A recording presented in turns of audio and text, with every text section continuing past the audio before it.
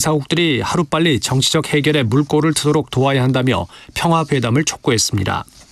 입장문은 평화회담 개시와 민간인과 포로 보호, 원자력 발전소 안전 유지, 그리고 핵무기 사용 반대 등 12개 항을 담고 있습니다. 오늘은 전국이 대체로 맑겠지만 강원 영동은 늦은 오후부터 경북 동해안과 경북 북동 산지에는 밤부터 눈이나 비가 내리겠습니다. 내일까지 예상 적설량은 강원 영동 중남부가 5에서 최대 20cm 이상입니다. KBS 1라디오 5시 뉴스를 마칩니다. 지금까지 아나운서 이재홍이었습니다. KBS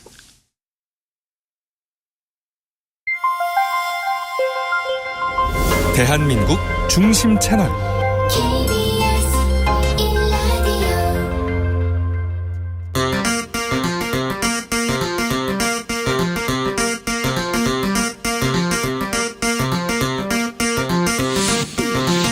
주진우 라이브.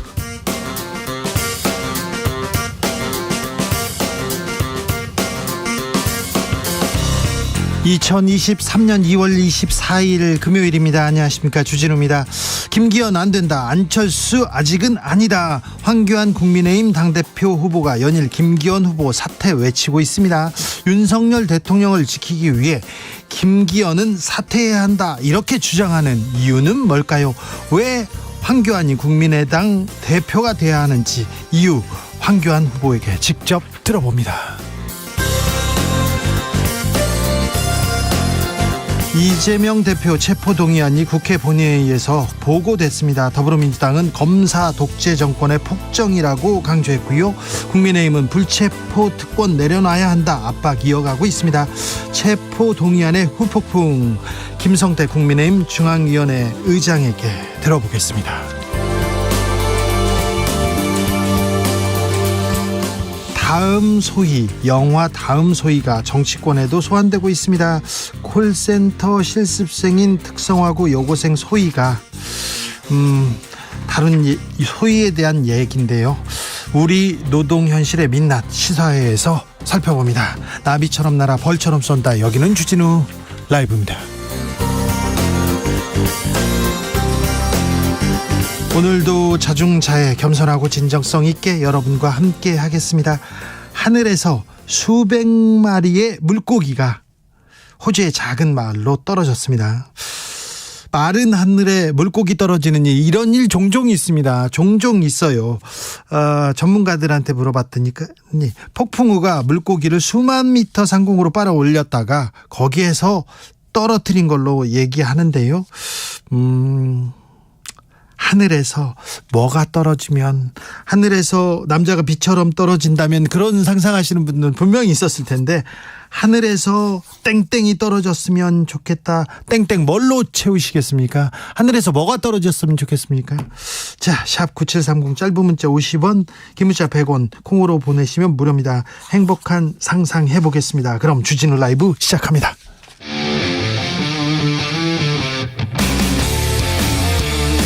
탐사보도 외길 인생 20년. 주 기자가 제일 싫어하는 것은?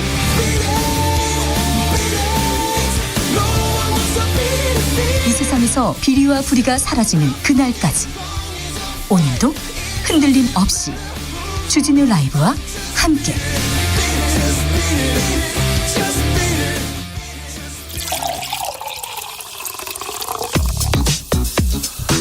진짜 중요한 뉴스만 쭉 뽑아냈습니다. 주스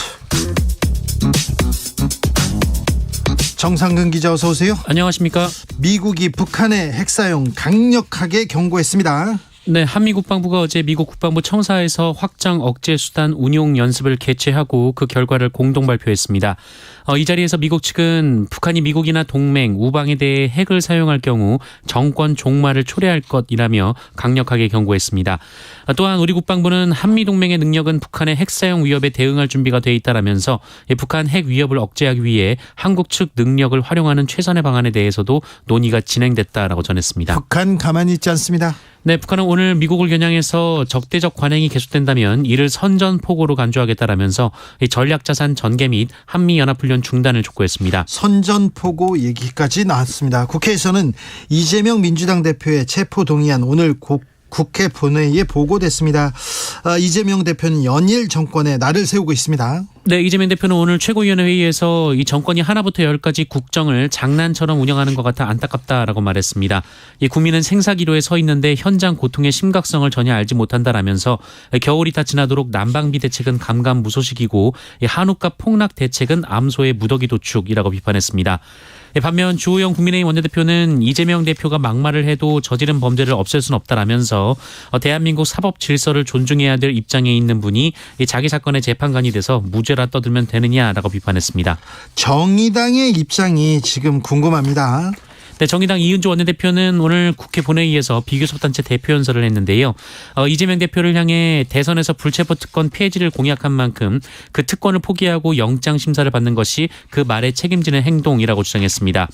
이은주 원내대표는 정의당은 불체포 특권 폐지를 줄곧 주장해왔다라면서 이번에도 마찬가지로 판단할 것이다라고 밝혔습니다. 대통령 관저 개입 의혹 이천공 씨 쪽에 입장이 나왔습니까? 네, 여러 가지 논란의 중심에 서 있는 역술인 천공 측이 대통령 관저 후보지 방문 의혹에 대한 언론의 질문에 애매한 답을 내놨습니다. 천공 측은 방문을 안 한 것이 아니라 입장 표명을 안 하겠다로 정리됐다라고 설명을 했습니다. 이렇게 얘기했어요?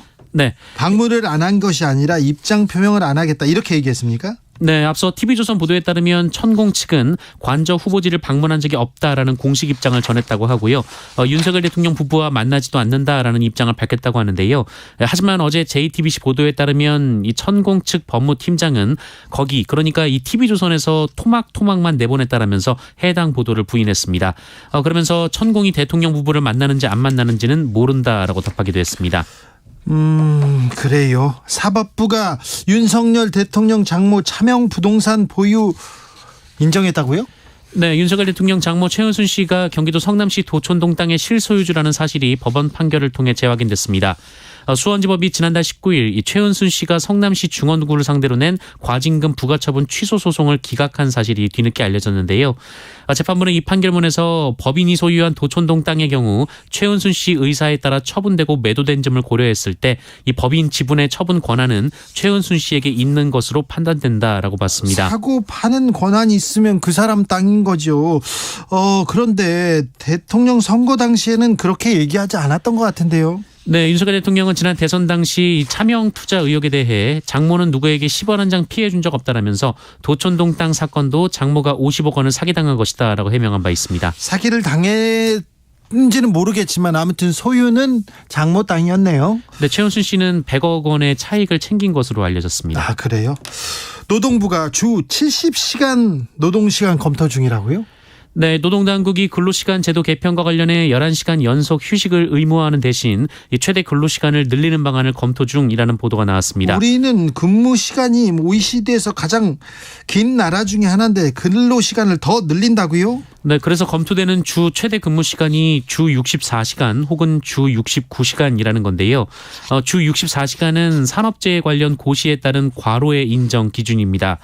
그리고 주 69시간은 의무 휴식 시간 11시간을 제외한 나머지 시간입니다. 주 69시간이면 그냥 뭐 산술적으로 그냥 따져봐도 일주일 7일 하루에 10시간씩 일하는 거 아닙니까? 네, 9시에 출근하면 밤 10시에 쉬지 않고 일을 해야 이 13시간이 되는데요. 이건 일을 할 권리가 아니라 사용자 그러니까 사장님한테 일 시킬 권리만 지금 주는 거 아닌가 이런 생각해 보는데 저희가 시간을 갖고 따져볼게요. 지선아 사랑의 주인공입니다. 이지선 교수가 모교에 임용됐다고요? 네, 23세 젊은 나이에 교통사고로 중화상을 입고 40번이 넘는 수술을 받아 이를 이겨낸 이지선 교수가 모교인 이화여대 교수가 됐습니다. 네. 이지선 교수는 이번 신학기부터 사회복지학과 교수로 일하게 됐다라고 밝혔습니다. 네, 이지선 교수의 가는 길 밝게 빛나기만 빕니다. 이지선 교수의 힘겨웠던 재활 과정 많은 사람들한테 감동을 줬는데요. 네, 이지선 교수의 이야기 저희가 조금 더 전하고 싶습니다. 주스 정상근 기자와 기자와 함께했습니다. 감사합니다. 고맙습니다. 하늘에서 뭐가 떨어졌으면 좋겠어요. 하늘에서 땡땡이 비처럼 떨어진다면 물어봤습니다. 박정식님은 물가가 너무 올랐어요. 물가가 막 떨어졌으면 좋겠습니다. 5만 원짜리 돈다발이나 떨어졌으면 좋겠어요. 네, 아무튼 박정식님 말고 현금이 좀 떨어졌으면 좋겠다는 분들 많습니다. 많죠. 네, 강주영님 저는요 하늘에서 금가루가 한방눈처럼 떨어졌으면 좋겠다고. 알겠어요. 다이아몬드가 우박처럼 떨어지면 좋겠어요. 3825님 알겠어요. 5530님 하늘에서 270mm 러닝 운동화 하나 떨어졌으면 좋겠습니다. 요즘 제일 필요하거든요. 그래요? 270mm 운동화가 제가 하나 있는데 0389님 우크라이나 하늘에 포탄이 아니라 팝콘이 떨어졌으면 좋겠습니다. 포탄 말고 팝콘이 우크라이나의 평화를 좀 빌겠습니다. 8792님 호남 지역 가뭄으로 물이 부족해요. 비가 내리는 게 최고입니다. 얘기했는데 호남 지역 가뭄 심각한데 거기에 비가 떨어졌으면 좋겠네요.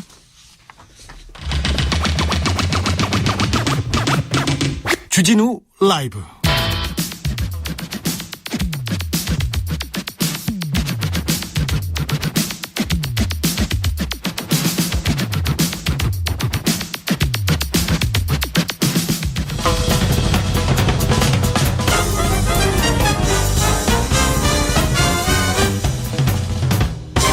훅 인터뷰. 모두를 위한 모두를 향한 모두의 궁금증 훅 인터뷰. 국민의힘 전당대회 김기현 후보의 땅 얘기만 나옵니다. 땅 얘기만 나와요. TV 토론에서 이 문제 정확하게 해명해야 된다 이렇게 처음 얘기하신 분입니다. 지금 양강 후보 맹추격하고 있는 황교안 국민의힘 당대표 후보 모셔봅니다. 안녕하세요. 안녕하십니까. 네. 황교안입니다. 네. TV 토론 거치고 합동연설에 거치면서 황교안의 내공, 황교안의 정치력이 돋보인다는 평이 많습니다. 그렇게 봐주셔서 감사합니다. 네. 더 잘하겠습니다. 그런데 아직 부족한 것 같아요. 그렇습니다. 그죠? 그렇습니다. 그런데 지금 황교안의 상승세는 맞는 거죠? 뭐 추세가 명백하게 상승세인 것 같습니다. 네. 국민들이 응원해 주셔서 감사합니다. 그러면 김기현 말고는 황교안입니까? 4명이 나왔잖아요. 네, 4명이 나와요. 다 훌륭한 분들입니다. 네. 다 잘할 수 있기를 바라고. 네. 다만 이제 이번의 당대표는 아니다. 제가 이제 그런 이야기를 쭉 하고 있는 그렇죠. 거죠. 김기현 아니다. 다른 사람도 아직 아니다 얘기합니다. 황교안의 정치력이 경험이 필요하다 이런 얘기를 하셨습니다. 그런데요 지금 황교안 후보가 상승세에 있는데 조금 뭐라고 해야 되나요? 흐름을 타야 되는데 예. 모두 다 김기현 후보 땅 얘기만 얘기하고 있어요. 모두가. 네. 저는 이제 안철수 후보에게도 네. 뭐가 장점이고 뭐가 단점인지 네. 천하람 후보에게도 네. 뭐가 장점인지 단점인지 네. 그 얘기를 하고 있습니다. 네. 언론에서 주로 이제 여기 관심을 그렇죠. 모으고 있는데 울산 그러면 땅 얘기가 너무 많이 나오죠. 그렇죠. 울산 땅 얘기 어제 김기현 후보가 기자회견 열고 해명까지 했어요. 어떻게 보셨어요? 저는 제가 질문한 데 대한 답이 하나도 없었어요. 어떤 질문 하셨는데요? 뭐 예를 들면 네. 어떻게 이 땅을 사게 되었는가 네. 나가서 예. 어떻게 그 노선이 바뀌게 됐나. 그렇죠. 예, 노선이 비틀어졌지 않습니까? 비틀어졌죠. 똑바로 된 것이 비틀어져서 우리 김기현 후보 땅을 후보 지났어요. 땅으로 네. 들어갔어요. 예. 어떻게 그게 된 것이냐? 예. 답을 안 하더라고요. 해봐야죠. 답을 해야죠. 예, 저는 계속 그걸 묻고 있습니다. 그렇죠. 예.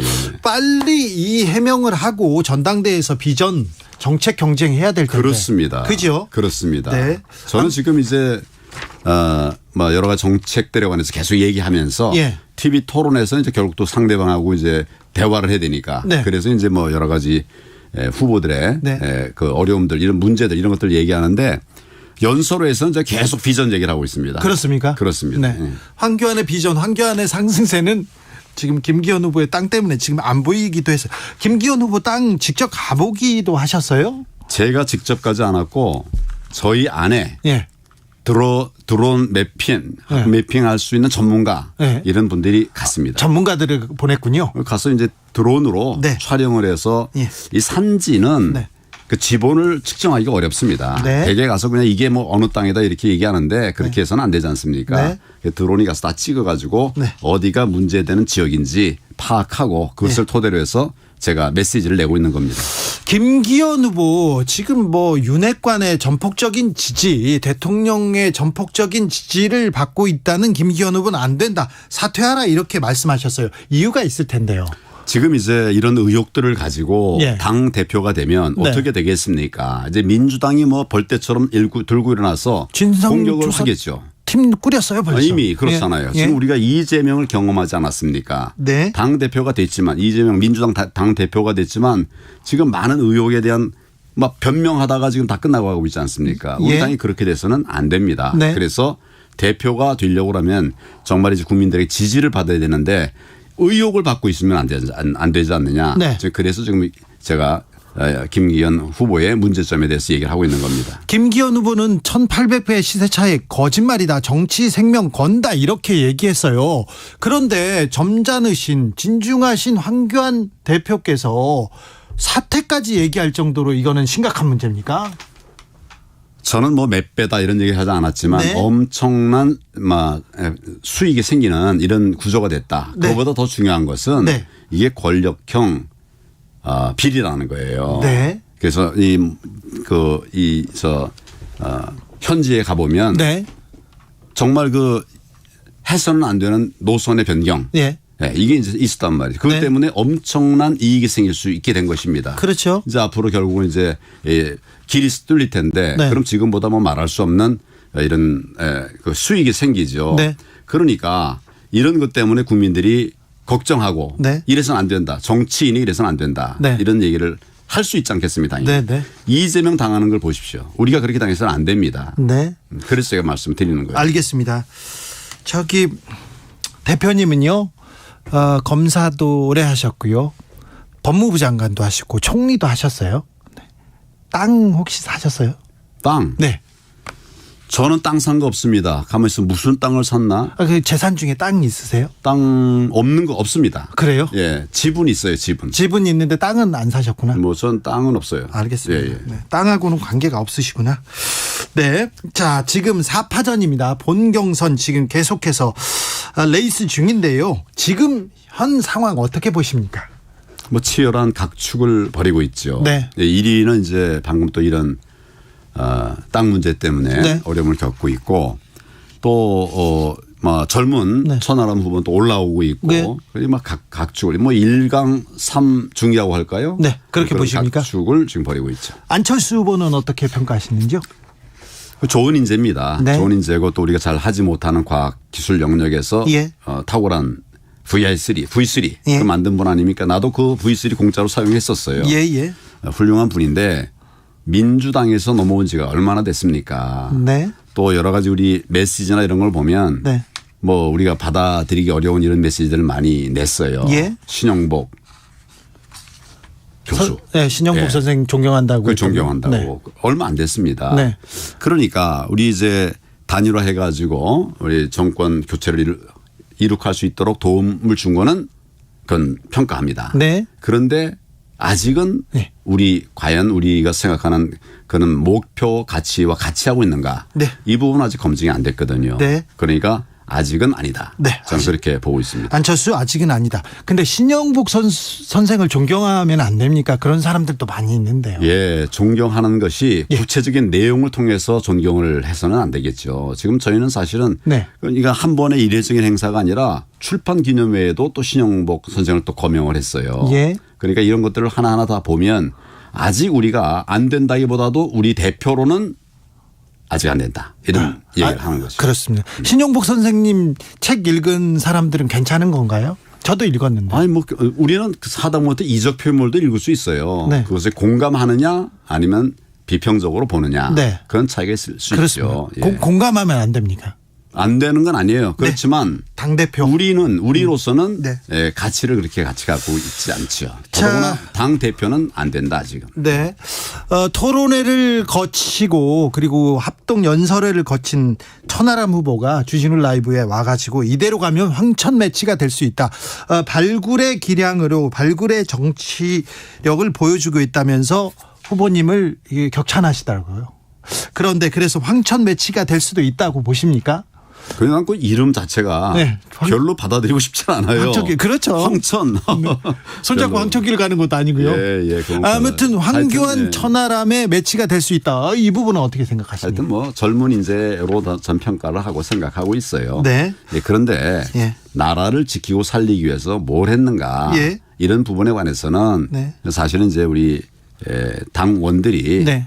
좀 신뢰하기 어렵겠지요. 그러니까 뭐 말 잘하고 또 젊고 네. 잘생겼다. 네. 뭐 이건 좋지만 네. 당 대표라는 건 그런 것이 아니지 않습니까? 그래요. 알겠습니다. 자, 당대표가 되겠다. 핵심은 내가 당대표가 돼서 내년 총선 어떻게 이끌겠습니다. 내가 당대표가 돼서 국민한테 어떤 정책, 어떤 비전 주겠습니다.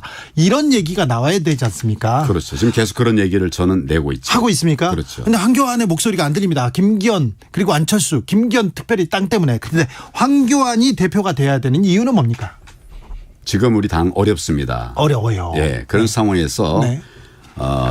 입법, 사법, 행정을 경험한 그 네. 경륜이 중요한 때입니다. 그렇죠. 더 중요한 것은 네. 위기를 극복한 경험이 네. 있다라고 하는 것입니다. 네. 지금 이제 그런 경륜이 필요하고 네. 또 그런 것을 통해서 우리 이 위기 상황을 극복할 수 있는 리더가 필요하다. 네. 강한 리더가 필요하다. 지금 사실은 우리 당 안에 뭐 싸워본 사람이 별로 없어요. 저는 이제 2019년 네. 광화문 광장에서 정말 많은 분들이 모여서 네. 좌파와 싸웠습니다. 네. 그래서 조국도 쫓아내고 지소미아도 막아내고 네. 뭐 이런 일들을 했습니다. 당연히 그런 싸움에 투사가 없어요. 예. 저는 정책도 잘 만들어야 되는데 네. 필요한 데는 싸워야 된다. 네. 불의와 싸워 이기는 것이 정치 아니겠습니까? 그래요? 그런 게 부족하다고 생각합니다. 대통령이 그 정치 경험이 많지 않습니다. 정치력이 그 정치력을 보여주지 못하고 있습니다. 대신 정부 여당에서 큰 역할을 좀 더 해줬으면 하는 게 국민의 생각이기도 한데요. 자, 대통령과의 관계 설정 어떻게 할 건지 여기에 대해서도 물음표가 찍힙니다. 그런데 대통령한테 공천 뭐 상의하겠다 이런 얘기가 계속 해야 되냐 안 해야 되냐 이게 TV 토론에서도 큰 이슈가 되더라고요. 대통령은 국정의 총괄 책임자입니다. 그렇죠. 행정의 책임자가 아니라 국정의 총괄 책임자예요. 예. 정치 영역에서도 얼마든지 역할을 해야 됩니다. 네. 그런데 공천은 시스템 아닙니까? 그렇죠. 공관위원회에서 이제 안을 내겠죠. 그러면 당 대표가 최고위원회에서도 결정을 합니다. 네. 그런 시스템이 있어요. 예. 그 당 대표는 또 그 과정에서 이제 뭐 대통령과 상의할 수 있겠죠. 네. 상의도 안 됩니까? 그러나 틀대로 가는 것은 난 괜찮다고 봐요. 예. 그런데 뭐 공관이나 당에서 잘하면 네. 뭐 대통령이 무슨 의견을 낼 필요가 없죠. 네. 우리 잘하는 것이 더 중요한 것이다. 나는 보좌하는 분들이 중요하다 이렇게 생각합니다. 시스템을 만들어서 시스템 공천을 하면 잘하면 이 뭐 누가 들어와서 조언을 할 그런 여지도 별로 그럴 없을 필요도 거예요. 없고. 예, 네. 예. 황교안이 하면 잘합니까?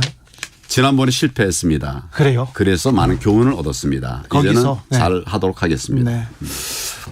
다른 분들도 정치 영역에서 한 분은 10년 동안 뭐 대선도 도전했고요. 다른 분은 사선도 하고 시장도 했습니다. 하지만 당을 이렇게 이끌어 보거나 공천을 해보거나 그런 경험은 없잖아요. 저는 당 끌어봤고 예. 공천도 해봤습니다. 네. 성공도 있었지만 실패도 있었어요. 예. 실패를 통해서 뼈아픈 교훈을 얻었습니다. 네. 저는 2번 실패하지 않습니다. 네. 이번에 다시 도전하는 마당에는 꼭 성공해서 예. 우리 당을 살리고 또 윤 대통령을 지키고 네. 나라를 세워나가도록 그렇게 할 것입니다. 성공보다 실패해서 더 많이 배우는 사람들은 많습니다. 그런데 가장 당이 어려웠을 때 국민의힘이 어려웠을 때 당대표를 하셨어요. 맞습니다. 그때는 굉장히 힘들었을 텐데 이번에는 어떻게 이끄실지. 1457님께서 고기도 먹어본 사람이 잘 먹습니다. 네, 입법과 행정 고루 살폈던 황교안 후보가 다음 대표가 되는 게 당연한 일입니다. 이렇게 응원하시는 분들이 있습니다. 많습니다. 특별히 강성 보수라고 하는 사람들, 보수의 핵심이라는 사람들이 황교안을 외치고 있습니다. 그분들이 왜 그렇게 황교안이 돼야 된다고 생각할까요? 보수라고 하는 것은 네. 보수를 어떻게 생각하십니까? 보수를 보수라고 하면 부정적으로 생각하는 사람이 있는데 네. 예, 저는 보수라고 하는 것은 네.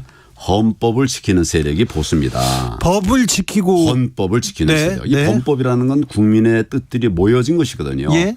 결국은 국민의 뜻을 받드는 분들이 보수예요. 예. 거기서 곁길로 가는 것이 일종의 좌파입니다. 네. 그래서 저는 그렇습니까? 네. 저는 뭐 그렇게 네. 생각을 해요. 그럼 우리 기준이 뭐냐? 네. 헌법이죠. 네. 그래서 그런 면에서는 그런 일을 하는 분들을 저는 존중해야 된다고 생각합니다. 그런데 이걸 자꾸 무슨 강성 보수니 뭐니 해가지고 겸해하는 것은 난 옳지 않다고 생각합니다. 알겠습니다. 저는 보수를 폄훼하거나 보수를 이렇게 비판하지는 않습니다. 저 보수가 정통 보수가 진짜 보수가 이렇게 우리 사회 정치 세력에 앞장섰으면 하는 생각입니다. 맞습니다. 우리 민족과 통일을 위해서 보수가 일어서야죠. 친일 말고요. 조금 이상한 분들이 있었는데 진짜 보수가 이 정치권에서도 좀 나왔으면 하는 생각이 있습니다. 검사 출신인데 이거 하나 또 물어볼게요. 그렇습니다.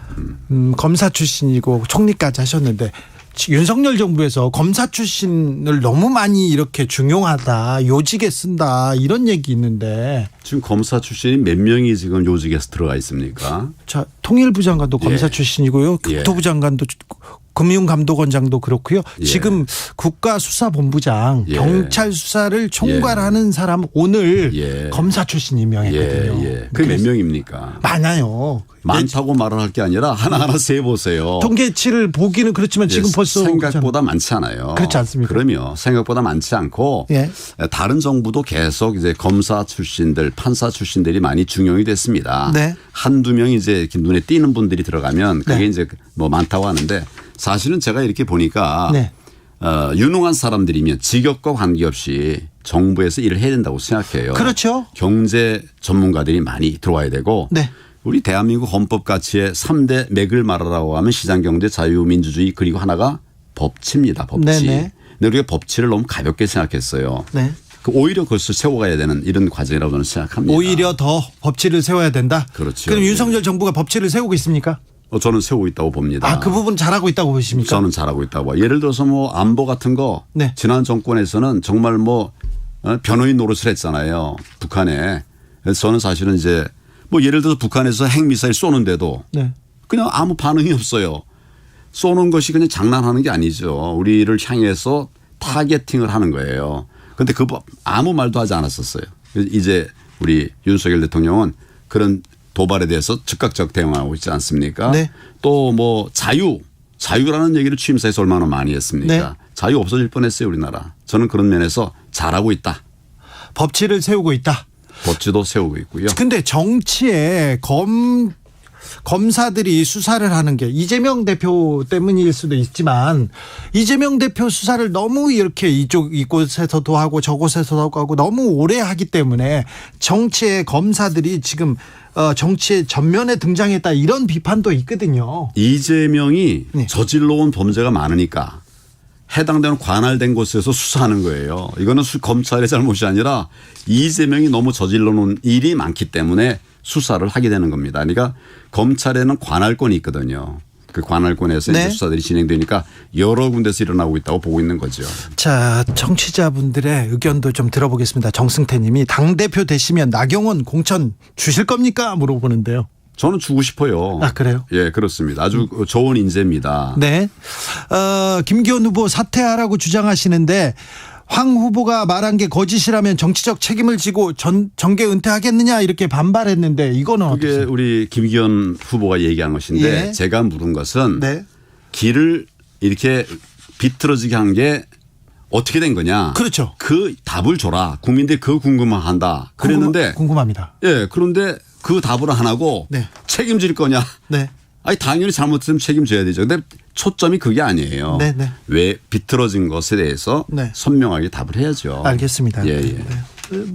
논리적이고 설득력이 있습니다. 아이고 감사합니다. 무슨 얘기인지 알겠어요. 예, 예. 저는요 대통령 관저 결정 과정에 역술인 천공이 방문했다. 이 뉴스가 지금 한 달 넘게 이렇게 계속되는데 이런 문제도 빨리 해명하고 넘어갔으면 좋겠다 이런 생각 듭니다. 예, 그건 뭐 대통령실에서 네. 대응을 하겠죠. 그래요.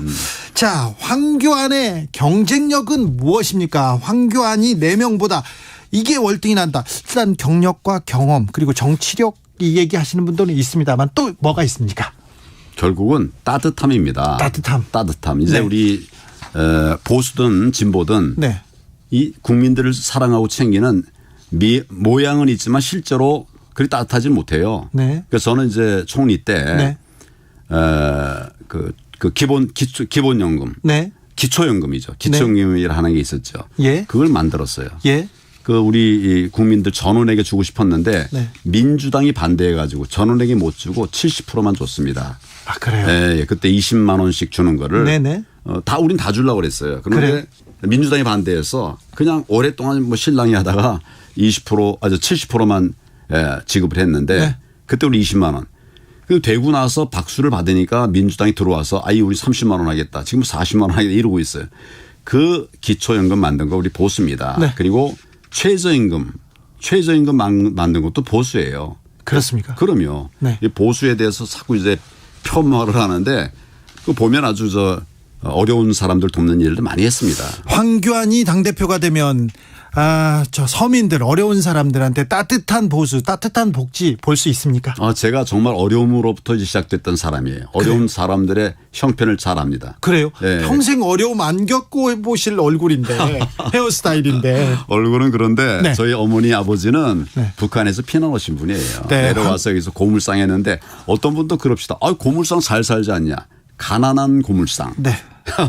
출신입니다. 네, 황교안 대표의 또 인생 역정을 보면 또 그 인생이 또 드라마이기도 합니다. 맞습니다. 전공 분야도 있는데 그 얘기는 좀 나중에 하고요. 전당대회 2주 남았습니다. 황교안이 TV 토론하고 분명히 상승세였어요. 막 치고 올라가는데 지금 울산 땅 때문에 다 그 얘기만 합니다.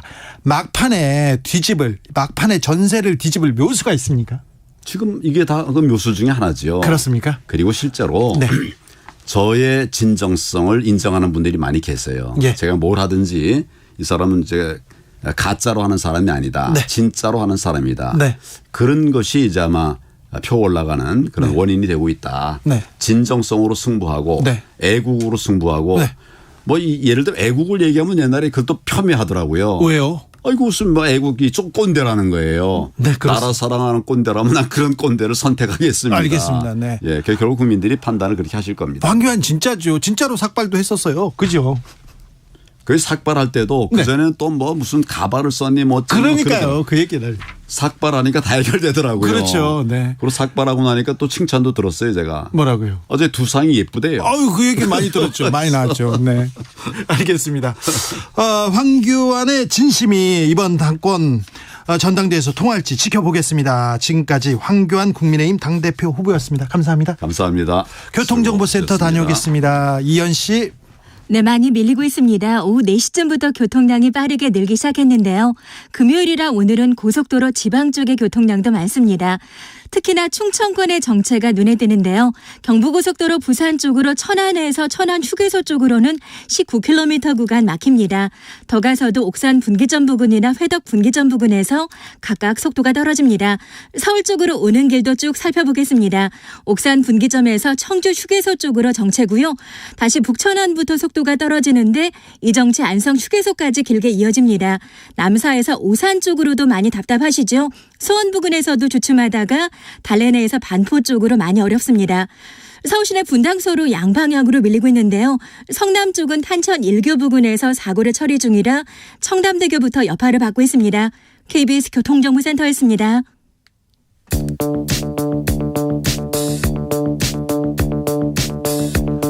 대한민국 정치의 새로운 100년을 준비한다. 21세기형 국회 싱크탱크 여의도 정치연구소.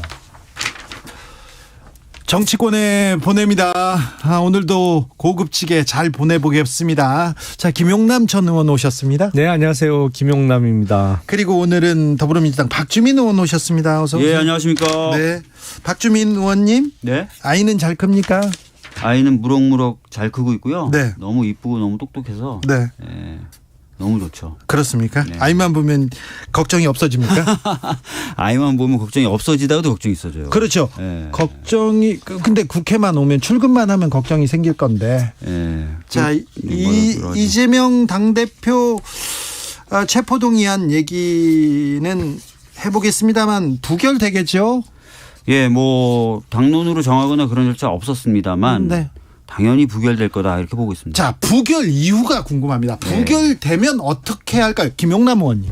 제가 보기엔 부결 이후에 어떤 결정적인 변환점이 생기기보다는 기소 이후에 한번 세게 당 내에서 네. 민주당 내에서 요구가 한번 나올 것 같아요. 검사 출신 김용남 의원님, 아마 이 그 체포동의안 부결돼도 검찰에서 수사를 더 하고 영장을 또 다시 영장을 또 다시 청구한다든지 또 소환한다든지 그런 또 절차를 밟을 수도 있어요. 동일 사안으로 영장 청구를 다시 하지는 않을 것 같고요. 네.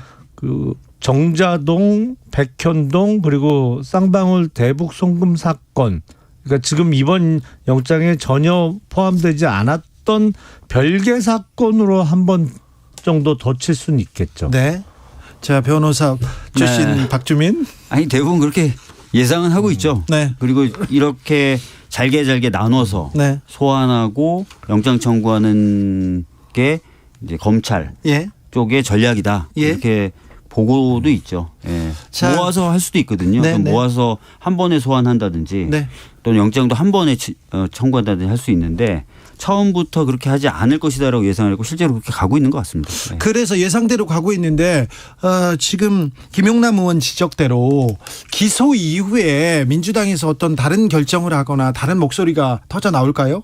지금 이제 체포동의안에 대해서 저희가 부결을 자신하는 이유 네. 그것을 생각해 보시면 그렇지 않다고 아실 겁니다. 왜냐하면 검찰의 수사가 지금 부당하다, 네. 편파적이다, 정치적이다 이런 판단들을 의원들이 공유하고 있기 때문에 네. 이번에 체포동의안 특별히 뭐 당론 절차를 안 밟아도 부결될 거라고 했지 않습니까? 네. 기소가 돼도 사실 그 기소도 그런 부당한 수사에 기반한 것이기 때문에 네. 의원들의 판단은 동일하겠죠. 그래서 당내에서 어떤 분란이 있을 것이다.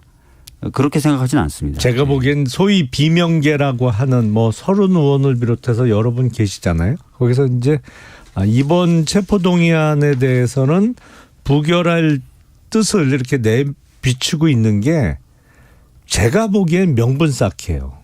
명분 쌓기요. 예. 네. 왜냐하면 이재명 대표가 당내에 사퇴 요구가 오더라도 사퇴 안 할 게 뻔히 예상되거든요. 그래서 네. 이제 나중에 좀 더 분위기가 무르익었을 때 세게 요구를 하기 위해서 그런 거죠. 나중에 이제 기소 시점 이후에 한번 세게 하기 위해서 지난번 체포동의안이 올라왔을 때도 우리가 일치단결해서 부결시키지 않았느냐. 그런데 지금 기소 이후의 상황을 예측해 보면 정상적인 당대표로서의 당무가 불가능하거든요. 왜냐하면 대장동 일당만 해도 지금 일주일에 2번씩 재판이 계속 열려요. 그런데 이재명 대표 같은 경우에는 건이 여러 건이잖아요. 대장동, 위례 신도시, 뭐 네. 이번에 영장에 포함된 성남 FC 후원금 문제뿐만 아니라 앞으로 뭐 또 수사와 기소가 이어진다 그러면 백현동, 정자동, 쌍방울 이래 갖고는 당대표가 언제 당사에 붙어 있을 시간이 어디 박주민 있겠어요. 의원님. 뭐 지금 말씀하시는 건 이제 이런 거지 않습니까? 어떤 정치적 고려가 아니더라도 당무 수행의 원활함이 좀 어려워지면서 그런 내분이 있을 수 있다라는 말씀을 해 주신 네. 거지 않습니까? 네. 뭐 만약에 이제 검찰이 지금 거론되고 있는 모든 사건을 네. 답정로 기소를 한다. 네. 그러면 이제 사실상 이제 시간을 많이 뺏기실 수 있는 건 사실이겠죠. 그렇죠. 그러나 불구속 재판의 경우에는 재판부와 협의를 통해서 기일 변경이라든지 이런 것들이 또 얼마든지 가능합니다. 네. 구속 재판은 사실 그런 걸 할 수 없죠. 네. 불구속 재판의 경우에는 다시 한번 말씀드리지만 그런 게 얼마든지 가능한 구조이기 때문에 너무 그런 부분을 벌써부터 걱정하실 필요는 당대표 없다. 임기 채울 때까지 재판 출석 잘 안 하겠다는 의사표시로 받아들여요. 아니 제가 뭐 그런 말씀 미리 드리는 건 아니고 그럴 수 있는 구조다라는 말씀 정도만 드리겠습니다. 예. 민주당의 지지율이 국민의힘에 비해서 조금 뭐 떨어진다 이렇게 걱정하는 사람들도 있고요. 그리고 최근 조사를 보면 윤석열 정부에 대해서는 굉장히 지지도가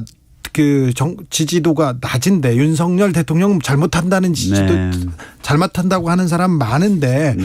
이재명 대표 수사에 대해서는 좀 다르게 보는 시각도 많아요. 이런 부분에 대해서는 어떻게 생각하세요? 뭐 수사 또는 그 수사에 대한 보도의 경우에 뭐 일반적으로 국민들 입장에서는 보도되는 내용을 좀 믿으시기가 쉽고 네. 또 수사 기관이 얘기하는 얘기를 좀 믿으시기는 쉬울 수도 있다고 생각합니다. 네네. 그러나 대부분의 케이스에 있어서 정치적 사건의 경우에는 기소된 이후의 재판 과정이라든지 네. 재판 결과에 의해서 결론이 뒤바뀌는 경우도 많았고 네. 시간이 가면 갈수록 이제 반대되는 증거들 또 반대되는 진술들이 나오면서 뒤집혀지는 경우들도 있었지 않습니까? 네.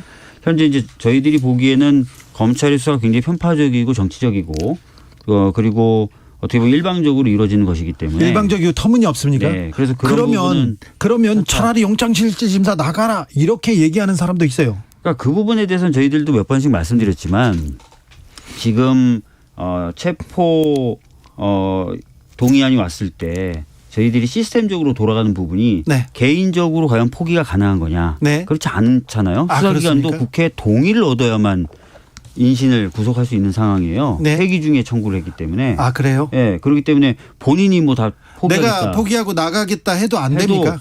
동의를 얻어서 체포하게 방법은 있잖아요. 있죠. 방법은 있습니까? 아니, 권성동 의원이 그렇게 했잖아요. 권성동 의원은 내가 회기 끝나고 나서 영장재판 출석할 테니 그러니까 이번 회기 끝나고 회기에서 처리하지 말아달라 체포동의안을. 그리고 이제 회기가 이번 임시국회가 2월 28일 날 끝나니까 그런 의사만 확실히 표명을 하면 사실 3월 1일 이후 영장재판에 출석하는 방법이 얼마든지 있죠, 사실은. 구분해서 말씀드리면 회기 중에 영장이 청구됐고 그래서 체포 동의안이 왔기 때문에 본인이 이걸 포기하고 말고 할 것은 시스템적으로 안 된다. 알겠습니다. 네, 이렇게 말씀드리겠습니다. 한국갤럽이 지난 21일부터 23일까지 조사했는데요. 이재명 구속수사 찬성한다는 49%, 반대한다는 41%입니다. 자세한 사항은 중앙선거 여론조사심의위원회 홈페이지 참조하시면 됩니다.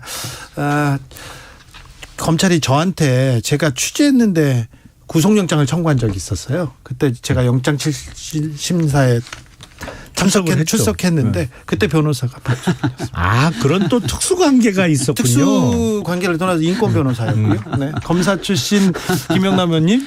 아니, 변호사는 다 인권보호가 그 의무고 네. 소명이에요. 근데 알겠어요. 저는 제가 검사 출신 변호사를 살 돈이 없어서 그때 그랬었어요. 아니 제가 그 용어 중에 영 마음에 안 드는 게 인권 변호사라고들 흔히 얘기하는데 아니 그러면 나머지는 그럼 물권 변호사예요? 자, 근데 변호사는 다 인권 보호가 목적인데. 검사 출신 변호사 김용남 변호사님, 박주민은 진짜 돈을 안 받고요. 어렵고 어두운 데서 이렇게 고생하시는 분 정말 많은데. 아니 돈도 많으시면서 그 수입료도 안 줬어요 그럼 그때? 그때 돈이 많다. 안 줬구나. 고기 한 번 사줬어요. 고기 한 번. 아니야.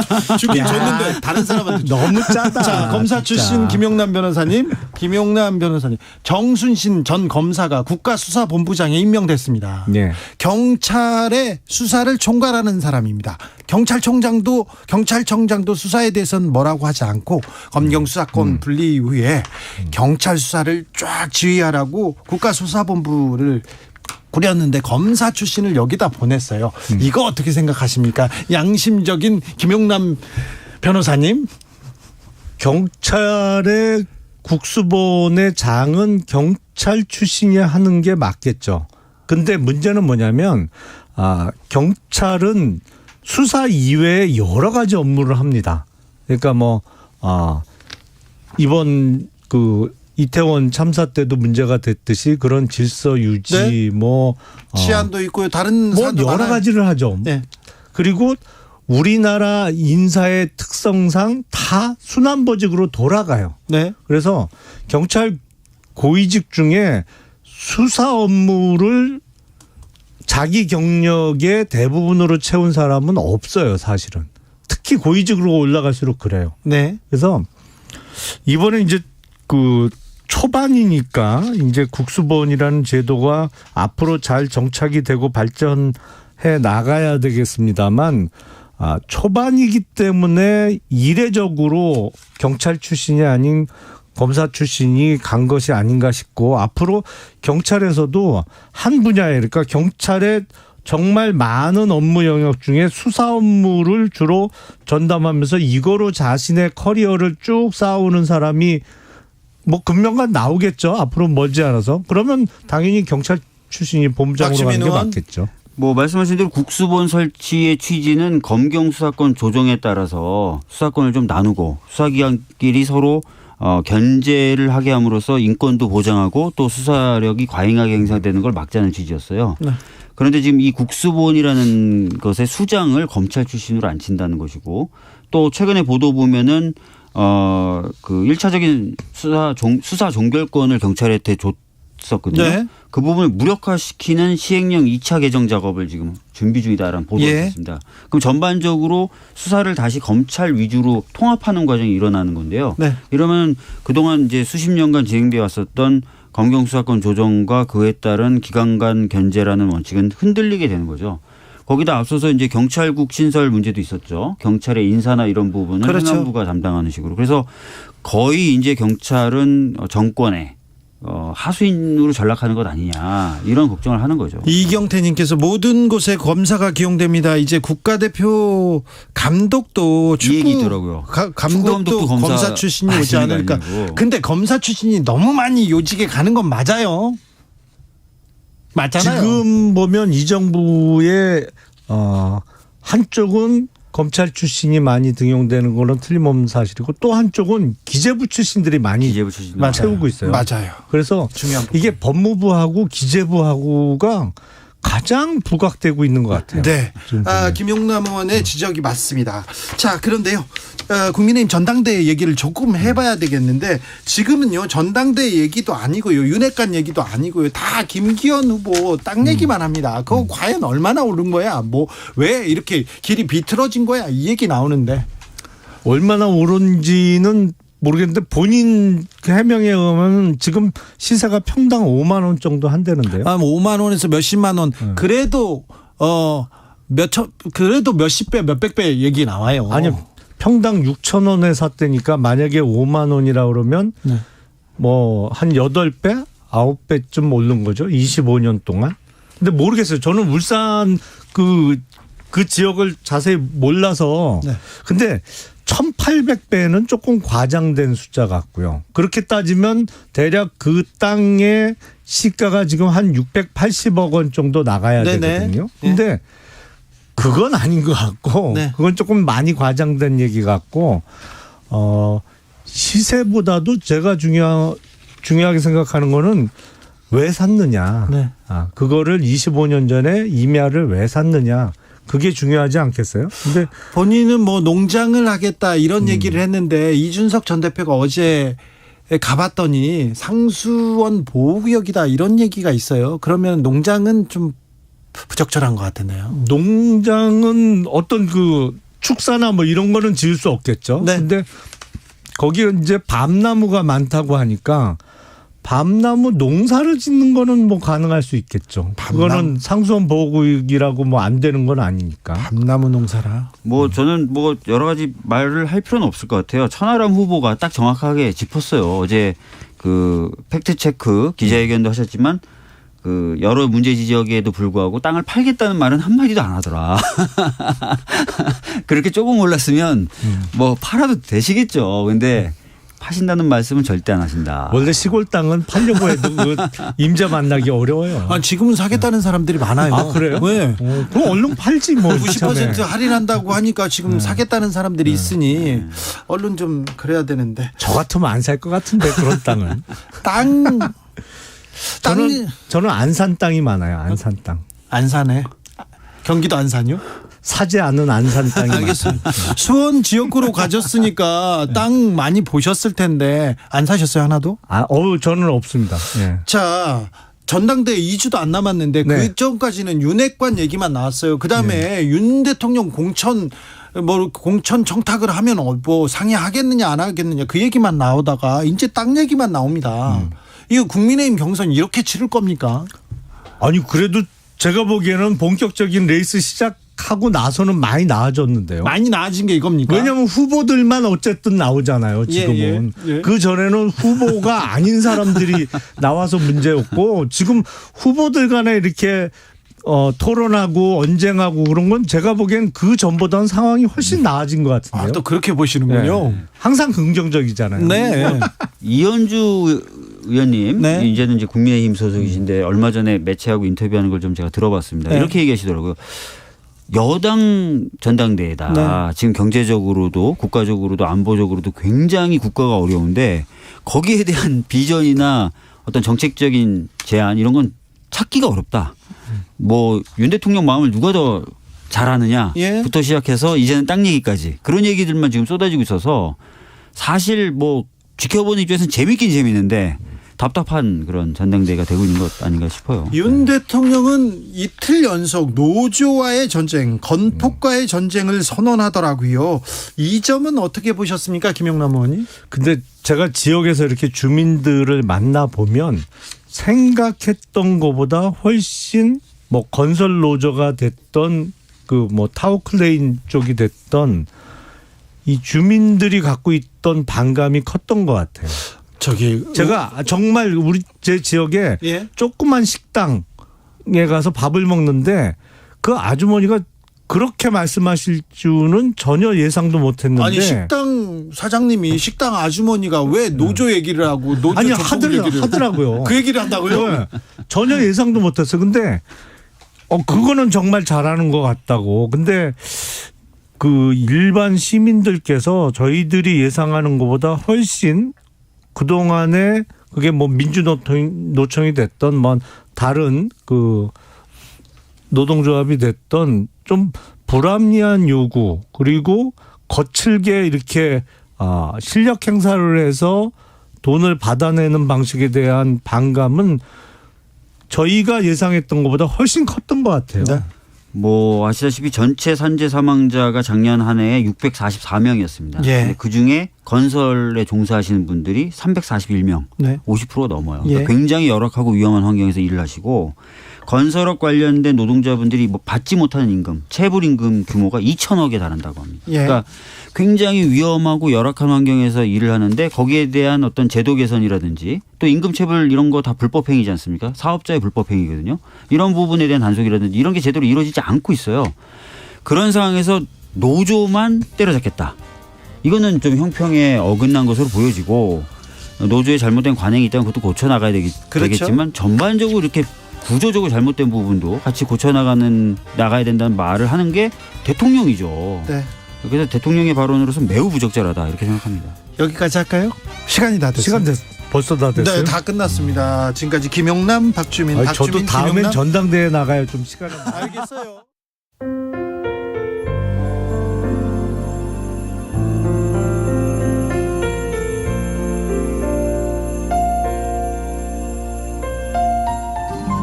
KBS 라디오 연중기획 희망충전 대한민국 522번째 이야기. 안녕하세요. 아나운서 이현주입니다.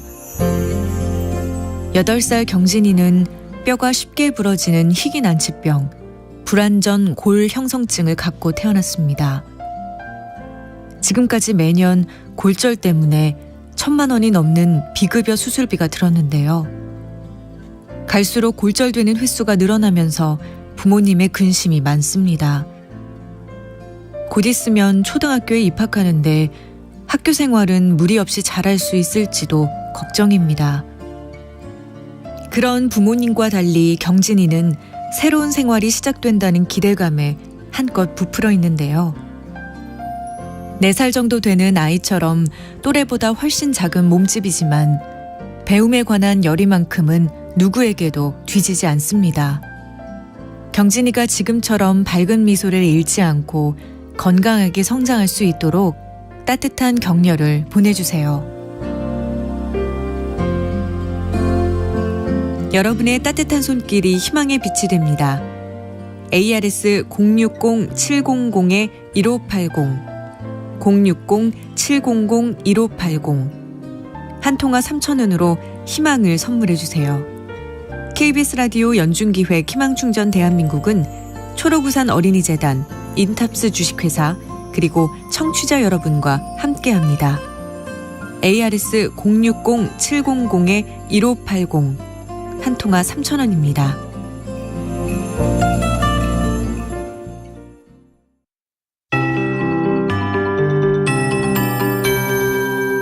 KBS 58분 날씨. 점차 더 강해지는 찬바람에 미세먼지가 해소되고 있어서 오늘 밤부터는 전국의 공기가 깨끗해지겠는데요. 다만 다시 추워지겠습니다. 토요일인 내일 아침에 서울과 대전이 영하 4도, 대구 영하 3도 등으로 오늘 아침보다 5도 안팎 떨어지겠고요. 찬바람에 체감 온도는 더 낮겠습니다. 한낮에도 강릉 4도, 서울 5도, 광주 6도, 부산 10도 등으로 오늘보다 2도에서 6도 정도 낮겠습니다. 이번 반짝 추위는 모레 일요일 아침까지 이어질 전망입니다. 한편 오늘부터 내일 사이 동해안에는 폭설이 예상돼 대비를 잘 하셔야겠습니다. 차츰 강원 영동부터 눈이나 비가 내리기 시작해 경북 동해안으로 확대되겠고요. 내일까지 강원 영동에는 5에서 많은 곳은 20cm 이상, 경북 동해안과 울릉도 독도에는 3에서 10cm의 눈이 내릴 전망이어서 대설 예비특보도 발효 중입니다. 또 내일 새벽부터 아침 사이에 경남 동해안에도 비나 눈이 내리는 곳이 있겠고요. 그 밖에 전국은 내일 대체로 맑겠지만 대기가 많이 건조하겠습니다. 지금 서울과 대구, 부산, 울산을 비롯해 전국 곳곳에 건조주의보가 발효 중이니까요. 불조심하시기 바랍니다. 현재 서울의 기온은 5.5도입니다. 송소진입니다.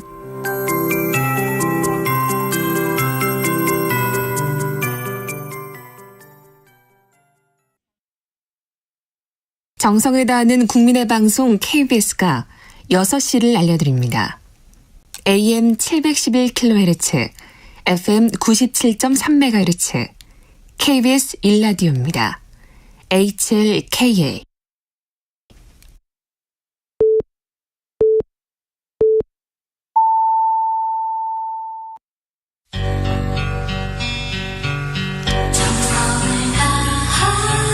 정성을 다하는 국민의 방송 KBS 주진우 라이브. 그냥 그렇다고요. 이 시각 라디오 정보센터 뉴스입니다. 더불어민주당 이재명 대표 체포 동의안이 오늘 국회 본회의에 보고됐습니다. 27일 표결 예정인 가운데 국민의힘은 불체포 특권 포기를 거듭 압박했고 이재명 대표는 압수수색과 구속영장을 남발하는 검사 독재 정권의 폭정이라며 반발했습니다. 경찰 수사를 총괄하는 국가수사본부장 자리에 검사 출신인 정순신 변호사가 임명됐습니다. 정 변호사는 한동훈 법무부 장관, 이원석 검찰총장과는 사법연수원 27기 동기입니다. 검사 출신 국수본부장 임명과 관련해 경찰 내부 게시판에는 검찰 공화국이 맞는 거냐 등 우려의 목소리가 이어지고 있습니다. 남구준 국수본부장은 퇴임사를 통해 경찰 수사의 독립성, 중립성이 지켜지도록 힘을 모아달라고 당부했습니다. 초과 생산된 쌀을 정부가 의무적으로 사들이는 내용의 양곡관리법을 두고 국민의힘은 김진표 국회의장의 중재안을 거부했고 더불어민주당은 법안 처리 시점을 오는 27일로 못 박았습니다. 진실 화해를 위한 과거사 정리위원회 신임 이재봉 위원 선출안이 국회에서 찬성 114표, 반대 147표, 기권 8표로 부결됐습니다. 국민의힘 위원들의 항의가 이어지면서 본회의가 잠시 정회됐습니다. 지금까지 라디오 정보센터 조진주였습니다.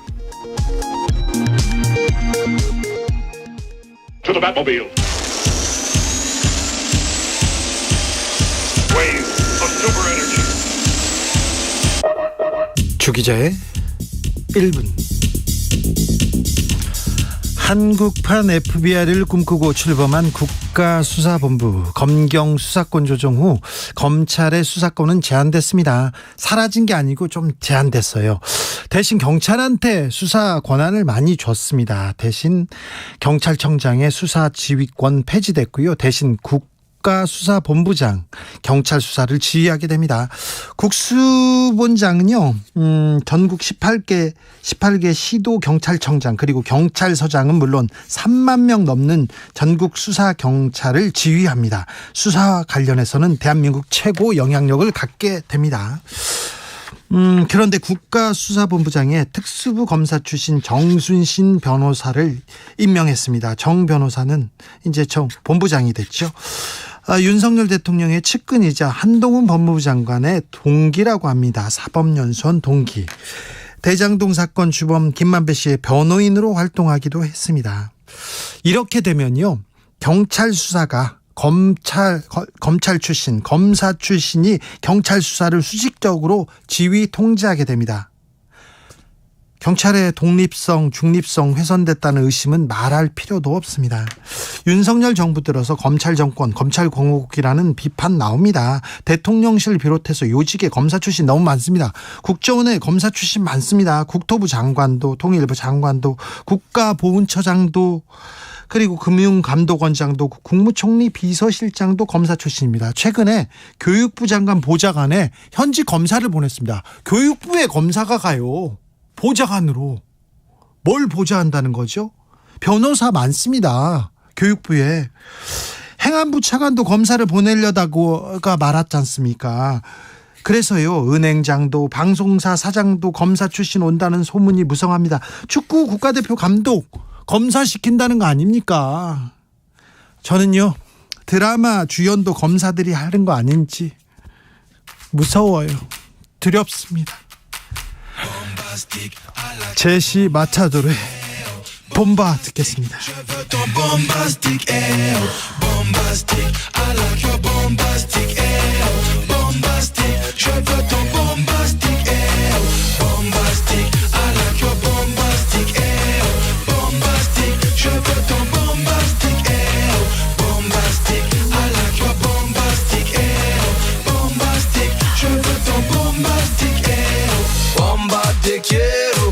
Quiero bailar contigo, bomba, me gusto. Quiero cantar contigo, bomba, te quiero. Quiero hablar contigo, bomba.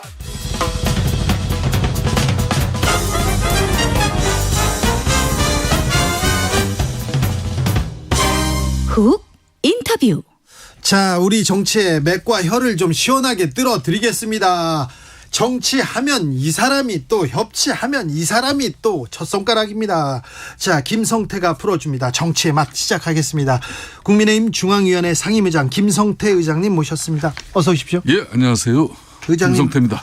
예. 무슨 일로 바쁘세요 요새는?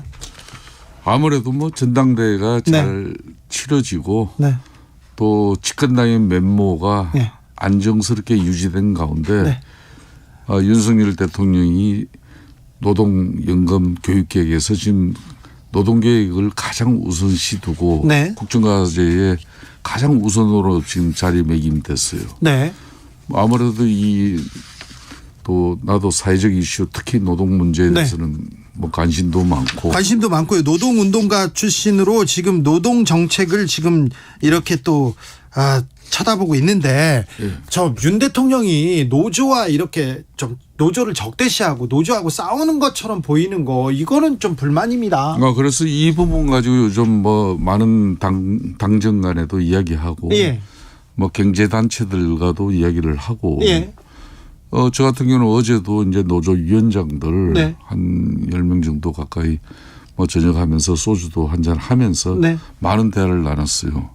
그러니까 이제 산업 현장에 특히 건설 노조들 같이 건설 현장에서 과거의 갈래 간행 뭐 이런 정도 수준이면은 뭐 그런 걸 가지고 대통령이 굳이 나서 가지고 문제 제기를 한다면 그건 문제가 있는데 너무 지금 심한 그런 잘못된 이 노동운동의 행식이 건설 현장이라든지 산업 현장에서 좀 잘못 뿌리 내리고 있는 부분은 이건 이참에 바로 잡으면서 되려 합리적이고 건전한 노동운동은 더 육성하고 보장될 수 있는 그런 방향으로 가는 게 바람직하다는 게 윤석열 대통령의 인식인 것 같아요. 아무튼 노조를 적대시하고 노조하고 싸우는 것처럼 전쟁하는 것처럼 그런 그 모습은 좀 지양하도록 국민들이 좀 불안합니다. 그렇습니다. 이 너무 뭐 친기업적인 뭐 그런 행보로서 반대적으로 반노동적인 어떤 인식을 가지고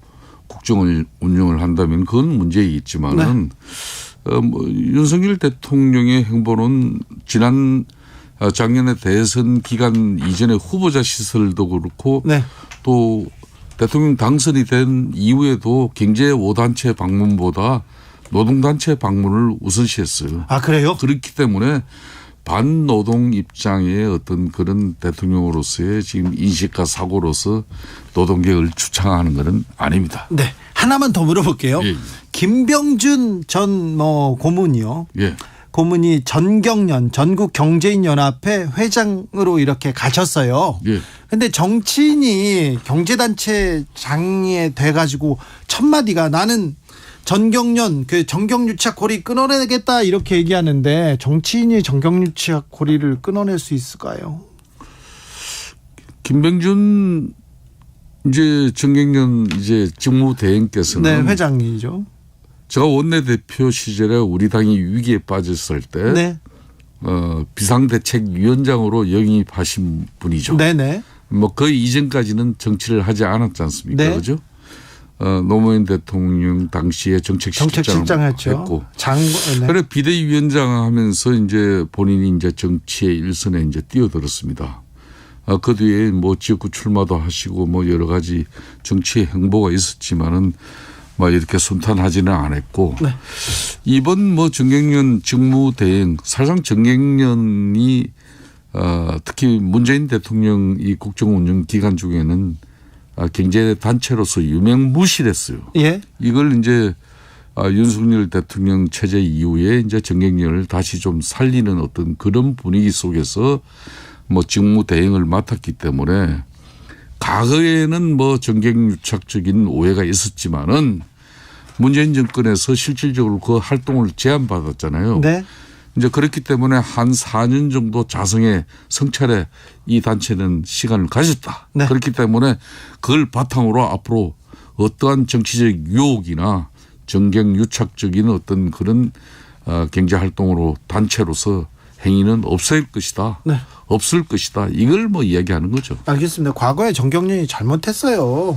잘못한 거 많았는데 반성하고 성찰하고 다시 태어났으면 합니다. 자, 전당대 얘기 들어보겠습니다. 선거하면 김성태입니다. 선거를 워낙 많이 치르고 잘 치르고 그리고 이렇게 조직 잘 관리한다 이렇게 알려지신 분인데 후반기로 접어들었는데 지금 판세 어떻습니까? 한마디로 제가 뭐 계속 이 금주 나오면서 금요일 나오면서 예측을 해드렸지 않습니까? 네. 지난주 주말을 통해 가지고 터닝 포인트 그러니까 전환점을 안철수 후보가 만들어내지 못하면은 네. 안철수 후보 어렵다. 어려워진다 내가 그랬거든요. 예, 그렇죠. 그런데 지난 주말 네. 또 일주일이 지난 오늘 이렇게 객관적으로 평가했을 때 네. 그 한때 안철수 후보가 우리 김기현 후보를 45대 30 정도로 앞설 때가 있었어요. 안철수 후보가 선두를 달릴 때가 분명히 있었습니다. 그때 그게 바로 한 달 전이었어요. 예. 근데 그 이후로 뭐 그때 용산에서 좀 안철수 후보의 관계에 뭐 좀 이런 경고를 받고 뭐 그런 분위기가 있었잖아요. 아무 말 하지 않으면 아무 일도 안 일어나 뭐 그런 얘기도 있었죠. 하여튼 그때 이후로 좀 안철수 후보의 대응 방식이 대려 함몰되어 버렸어요. 네. 그렇기 때문에 제가 처음에서 이야기했듯이 안철수 후보는 민심의 바람을 가지고 민심의 바람을 만들어서 그걸 가지고 우리 당원들 특히 당심으로 만들어야만이 성산이 있는데 이거는 선거는 가면 갈수록 조직 선거가 될 건데 조직 선거는 절대적으로 김기현 후보가 유리하다. 20년이 넘는 우리 당 정치 생활과 함께 4번의 국회의원과 2번의 울산시장을 한 사람인데 이 조직적인 기반이 하나도 제대로 없는 안철수 후보 입장에서는 시간이 가면 갈수록 이 조직 프레임이 갇히는데 대략 갇혀버렸어요. 그러다 보니까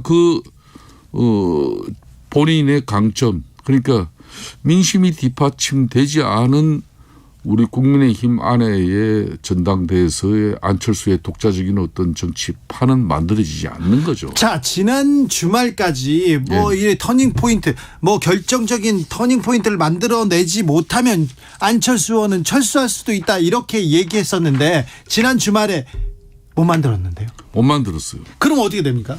그래도 지금 뭐 여러 여론조사 지표를 보면은 지금 이제 비록 김기현 후보와 많은 좀 차이는 있지만은 지금 여전히 2등을 하고 있지 않습니까?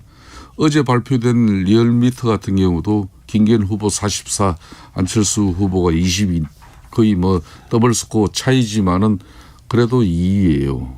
그렇기 때문에 김기현 후보가 만일 1차에 지금 가반을 넘겨버리면은 2차가 없어지는 전당대회가 돼요. 네. 저는 뭐 지금 현재 상황을 객관적으로 이야기해라 그러면은 이 선거는 1차에 승부가 날 수밖에 없는 거다. 자, 결선 투표 없이 김기현이 1차에서 끝낸다. 저는 그렇게 보고 있습니다. 지금 현재 추세는 그렇습니까? 이 당원들, 이 좀 당협위원장들 이렇게 보면 그렇습니까? 예, 그렇습니다. 결선 투표도 없다. 변수가 지금이요. 그런데 울산 KTX 땅 투기 의혹이 그렇게 가장 큰 이슈가 되는데도요.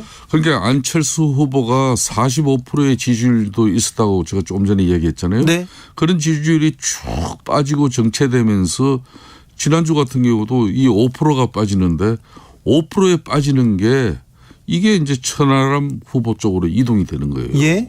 또 일부는 또 김기현 후보 쪽으로 가고 이리저리 샌드위치가 되어버렸어요. 안철수 후보. 일부는 김기현으로 일부는 천하람으로 그래서 샌드위치가 돼 있는데 네. 그런 차원에서의 뭐 25년 전에 김기현 후보가 뭐 저기 땅을 뭐 이 매입한 거 가지고 지금 의미 없는 저는 말싸움이라고 봐요. 이게 뭐 이걸 25년 전에 땅 매입은 그때 당시 그 매입을 가지고 지금 투기로 몰기도 어려운 것이고 또 그렇다고 해서 이 뭐 흔히 말하는 도로 계획이라는 것도 송초로 지금 요 앞에 울산시장 시절에 민주당 시장 시절 그렇죠. 그 시장 시절에 이 뭐 도로 계획도 나온 건데 이걸 가지고 김기현이가 이게 땅 투기한 거고 이걸로 한방 끝장을 본다? 이건 별 의미가 없는 것 같아요. 그렇습니까? 네. 땅 투기 의혹이 미치는 영향은 별로 없습니까? 네, 이건 전혀 별로 없는 거예요. 만약에 안철수 후보 그러면 철수할 수도 있습니까? 철수는 전혀 안 되죠. 왜 철수가 전혀 안 된다면은요. 이번 만일 우리 전당대회에서 본인이 1위의 가능성이 없기 때문에 이걸 철수를 고민한다? 그러려면 본인 정치 생명이 위험해지는 겁니다. 그런데요. 끝까지 완주해야 되는 것이고 네. 그 끝까지 완주는 1차에 김기현 후보가 만일 가발을 못 넘긴다면 2차를 내다볼 수 있는데 지금 안철수 후보의 유일한 전략은 김기현 후보가 1차에 가반수를 넘지 못하도록 하는 거 그 이상 이하도 없는 것 같아요. 자, 그런데요. 만약에 천하람이 안철수를 따라잡아 버린다면 황교안의 기세도 무섭습니다. 황교안이 안철수를 따라잡아 버린다면 오히려 여기서 변수가 생기고 2차 투표에서 또 다른 결정이 나지 않을까요? 저는 지금 현재까지 이 전당대회 뭐 후보들의 이 전략과 또 전술 우리 책임 당원들의 이렇게 뭐 이 성향이나 흐름을 이렇게 좀 눈옆에 이렇게 지켜보면은 큰 변화가 앞으로 발생하지 않아요. 이를테면 조직 선거로 끝나는 건데. 그래요? 그럼 253개 지역구의 이 책임 당원들이 뭐 현재 그 변화를 추동해낼 수 있는 그런 후보들의 지금 역량과 능력도 안 보이는 것 같고. 그런데요. 합종연행이라는 게 있지 않습니까? 만약에 안철수가 빠지면 그 안철수 표가 천하람으로 가지 않을까요? 그러니까 이 합종연행이라는 것도 흔히 말하는 2차 때 이루어지는 거예요. 그러니까요. 예? 네. 그러니까 뭐 결선에 오르지 못한 이 후보들을 2등으로 올라온 후보가 말 그대로 전략적인 도움을 싹 받는 그게 합종연행이고 그렇죠. 뭐 그게 이제 변수인데 김기현 후보가 지금 현재 추세면은 거의 1차에서 가반수를 만일 이뤄내지 못하더라도 근소하게 못하기 때문에 이러면 뒤집지를 못해요. 그렇습니까? 예. 지금 이 판은 뻔한 끝났어요? 거예요. 뻔한 거예요. 대사는 끝났습니까? 제가 보기에는 그렇습니다. 자, 김성태가 이기는 판은 끝났다. 김기현으로 1차에서 끝난다. 1차에서 끝나지 않더라도 거의 과반의 근접해서 2차에서도 변수는 없을 것이다. 그런데 주 기자 여기서 한 말씀만 더 보태는데 네. 이번 주가 진짜 마지막이에요. 이번 주 마지막이에요. 이게 마지막. 이번 주말까지. 지금 현재 이미 김기현 후보는 안철수 후보 현재 2등하는 후보와도 이미 이거는 리얼미터 같은 경우는 전국적인 조사 내용이고 중앙선관위에 신고하고 허용된 이 내용을 발표하고 있는데 이걸 네. 정확하게 분석해 보면은 지금 더블 스코어가 나고 있어요. 그렇죠. 이 추세면은 결국 1차에 끝나는데 네. 이번 주 주말에 이 후보들이 뭔가 김기현을 울산 땅 투기로 의혹으로 지금 현재 이 분위기 가지고는 이게 못 뒤집어요. 다른 거 새로운 게 있거나 안 그러면 우리 당을 핵심시키고 변화시킬 진짜 제대로 된 한방이 나와야 된다는 거죠. 그렇습니까? 아무튼 땅으로는 이거 25년 전에 뭐 그런 내용 가지고 이게 먹히지가 않아요. 알겠습니다. 자, 지금 정치에서 가장 큰 뉴스는 뭐 당권 경쟁을 하고 있는 국민의힘 전당대회 그리고 이재명 대표 체포 동의안 얘기인데 국회 본회의 보고됐는데 부결될 가능성이 많습니다. 표결 어떻게 전망하세요? 제가 경험한 저도 뭐 이 검찰에서 이 체포 동의안이 국회에 넘어오면은 이게 이제 원내 전략으로 가지고 이미 민주당 입장에서는 의원총회 몇 차례 개최했고 사실상 뭐 이 자율투표 방식으로 자율 입장에 맡겼지만은 민주당의 당론은 이거는 부결입니다. 민주당이 169석을 가지고 과반 훨씬 이상을 가지고 더군다나 이제 이재명 당대표가 흔히 말하는 비명계 의원들을 한 사람 한 사람 다 만났잖아요. 그럼 만나면 뭐라 그러겠습니까? 의원님은 우리 당의 절대적인 중요한 자산입니다. 내년에 또 큰 역할을 해 주십시오. 내년이 뭐예요? 내년이 총선이 있는 해입니다. 그런데 거기다 대고 누가 뭐 이재명 대표 뭐 그냥 부결표 이렇게 체포동의안 찬성 던져가지고 뭐 그럴 의원들 몇 명 있어요. 제가 볼 때는 몇 명 없습니다. 의장님 그런데 국민의힘 입장에서도 부결이 낫지요. 방탄한다고 계속 공격할 수 있으니까. 그렇게 정치 공학적으로 이걸 계산하면은 정치가 천박해지고 추해지는 거예요. 저는 지금 현재 민주당이 자가당착에 지금 빠져 있어요. 자가당착이라뇨? 그렇습니다. 이게 어떻게 보면은 이재명 대표가 더욱더 시간이 가면 사면 초과에 몰릴 수가 있어요. 더욱더요? 예, 그렇습니다. 앞으로 어떻게 되는 겁니까? 지금 현재 민주당 입장에서는 이걸 쪼개기 영장 청구가 앞으로 민주당을 더 힘들게 할 것이다. 이게 이제 정치 탄압이고 정치 보복이다. 그렇게 얘기하겠죠. 이렇게 몰고 나가겠지만은 참 미안하지만은 지금 이재명 당대표에 관련한 이 검찰 수사는 시발점이 문재인 정권에서 다 이루어진 거예요. 그러니까 윤석열 대통령 되고 나서 새롭게 기획 인지 수사가 벌어진 건이 하나도 없는 거예요. 대장동 그렇죠. 백현동 그렇죠. FC 변호사 뭐 대납의혹도 그런 거죠. FC 의혹도 2018년도 저 원내대표 할 때 이게 시작돼 가지고 그때는 무혐의했다가 이번에 윤석열 정부 되니까 문재인 정권 때 1차 경찰에서 무혐의했다가 그걸 다시 이제 추가로 윤석열 정부에서 이제 검찰에서 이걸 계속 지고 수사는 했죠. 다만 이런 결과를 구체화시키지 못한 것이죠. 그렇기 때문에 민주당 입장에서는 이 쪼개기 영장 청구 이거는 의원들 입장에서 당황스럽다. 이 당황을 넘어서 계력을 넘어서 애물단지로 전략하는 그런 단계로 갈 것입니다. 그렇기 때문에 이런 우려는 이제 특히 수도권 의원 입장에서는 이렇게 해서 내년 총선 어떻게 치르냐. 그런 얘기가 나온다. 그러면 이게 이제 손절 이제 이야기가 나올 수밖에 없는 거예요. 민주당은 그렇습니다. 이게 이제 왜 그런가 하면은 지금은 특히 이제 조국 당시 전 장관이 법무부 장관을 할 시절에 검찰 수사 내용을 실시간으로 이렇게 언론을 통해서 그렇죠. 중계하는 생방송 중계 이걸 피사실 공표를 없애버렸잖아요.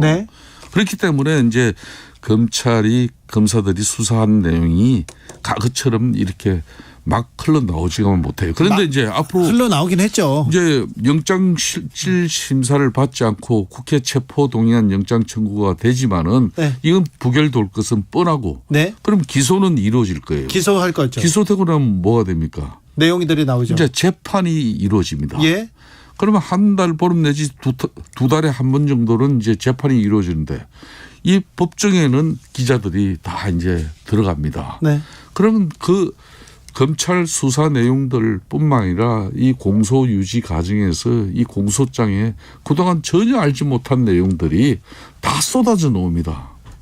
그러면 앞으로 어떻게 되겠어요? 이미 많이 나온 것 같은데요. 아니, 더 나와요? 제가 볼 때는 절대 이거 아닐 거예요. 자, 그러면요. 자, 그 야당 대표에 대한 수사, 검찰의 수사가 계속되고 네. 재판도 이루어지고 이재명 대표가 재판에 계속 출석하고 그러면서 민주당에서는 검찰 공화국이다. 검찰이 정치하고 있다. 이렇게 야당 탄압한다. 얘기 계속할 거 아닙니까? 네. 지금 이런 정국이 계속되는 겁니까? 이런 정국이 계속되는 것은 대한민국을 위해서도 바람직하지 않아요. 그러니까 이 건성동 의원 사례 2018년도 건성동 의원 같은 경우는 국회 체포동의안 넘어오니까 본인이 영장 실질심사 받겠다 그러면서 제가 그때 원내대표 시절에 그때는 여야가 정치가 이루어졌기 때문에 사실상 이 체포동의안이 뭐 그렇게 큰 무리 없이 부결될 수 있음에도 불구하고 야당인 우리 당에게 이게 정치적으로 부담이 가기 때문에 자기는 영장 실질심사 받겠다. 네. 그리고 자신이 털어내겠다. 그래서 이제 재판을 받고 털어낸 거 아닙니까? 그러듯이 제가 아까도 민주당 입장에서는 자가당착이다. 왜 이렇게 참 앞으로 기소당할 것이고 또 재판을 많이 받아야 될 그런 상황이 뻔한 건데 이런 당대표를 왜 선출을 했는지. 자, 민주당은 왜 이런 당대표 선출했냐 이렇게 얘기하는데 네. 저 대통령은 민생 챙기고 국가 경제 챙겨야 되는데 이거 경제는 안 챙기고 야당 대표만 잡으려고 한다. 대통령의 지지도 국민의힘 지지도도 그렇게 높지 않아요. 그렇습니다. 그렇기 때문에 검찰 입장에서는 저는 이 수사는 어떻게든 이제 빨리 좀 끝내야 정리하고 넘어가야 될 거 아닙니까? 빨리 끝내야 봐야 돼요. 네. 그러기 위해서는 정치권의 도움이 필요하죠. 검찰 수사가 방해받지 않도록 검찰 수사가 속도를 내서 이걸 마무리할 수 있도록 그렇게 여의도가 협조를 해줘야 되죠. 그런데 이걸 갖다 뭐 정치 검사들이 정치 보복 수사를 하고 있다 이렇게 하면은 수사하기 참 어려운 것이죠. 그런 측면에서 민주당도 이걸 오래 끌면 끌수록 전 민주당 입장에서도 좋을 거 하나도 없어요. 네. 그렇기 때문에 뭐 검찰이 수사 결과를 빨리 낼 수 있는 그런 방향 쪽으로 여의도 정치권에서도 협조할 거는 협조해 주고 진짜 윤석열 대통령께서도 이거는 검찰 수사는 검찰 수사로 끝나는 거지 이게 뭐 어떻게 국정 운영에 맨날 모든 것을 여의도가 지금 현재 양당이 네. 그냥 이재명 민주당 당대표 이 수사 관련해 가지고 대치 정국으로 지금 날이 새고 있는 거 아니에요. 이거 참 불행한 일이죠. 불행한 일인데 네. 검찰 수사는 뭐 끝날 기미가 보이지 않고요. 계속해서 정치에서 검찰 얘기를 하게 될 것 같습니다.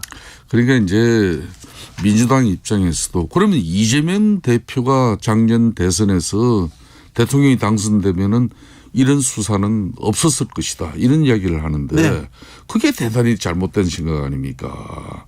어떻게 대통령 한 사람 자기 당에서 당선되면은 이런 범죄 사실이 다 그냥 검사들 검찰의 캐비넷에 다 들어가지고 4년 5년 또 이제 그렇게 해서 끝나버릴 것이고 또 그 다음 정권에서 그럼 정치 보복이라 그럴 것이고 이건 맞지 않는 거죠. 그러니까 원칙적으로 해서는 지난 문재인 정권에서 이런 내용들은 검찰이 제대로 된 수사가 되어서 이미 정리되어져야 될 내용을 왜 지금까지 이게 끌고 오는 겁니까?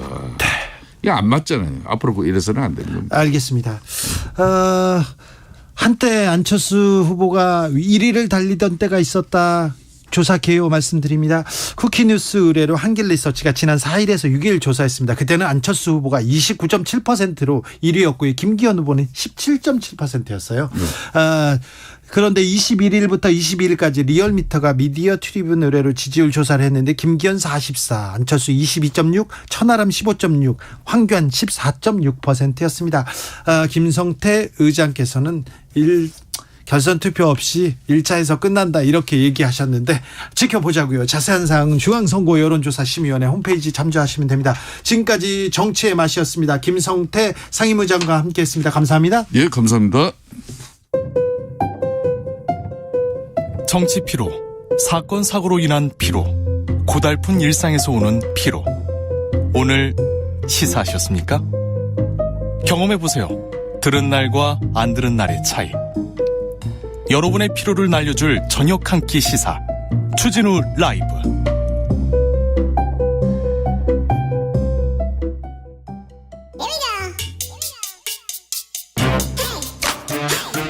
뉴스를 향한 진지한 고민, 기자들의 수다. 라이브 기자실을 찾은 오늘의 기자는 미디어오늘 정철훈 기자입니다. 어서 오세요. 안녕하세요. 오랜만에 뵙습니다. 네. 정철훈 기자, 묻고 싶었어요. 네. MBC 사장 선거는 어떻게 된 겁니까? 박성재 사장이 시민평가단에서 탈락했습니까?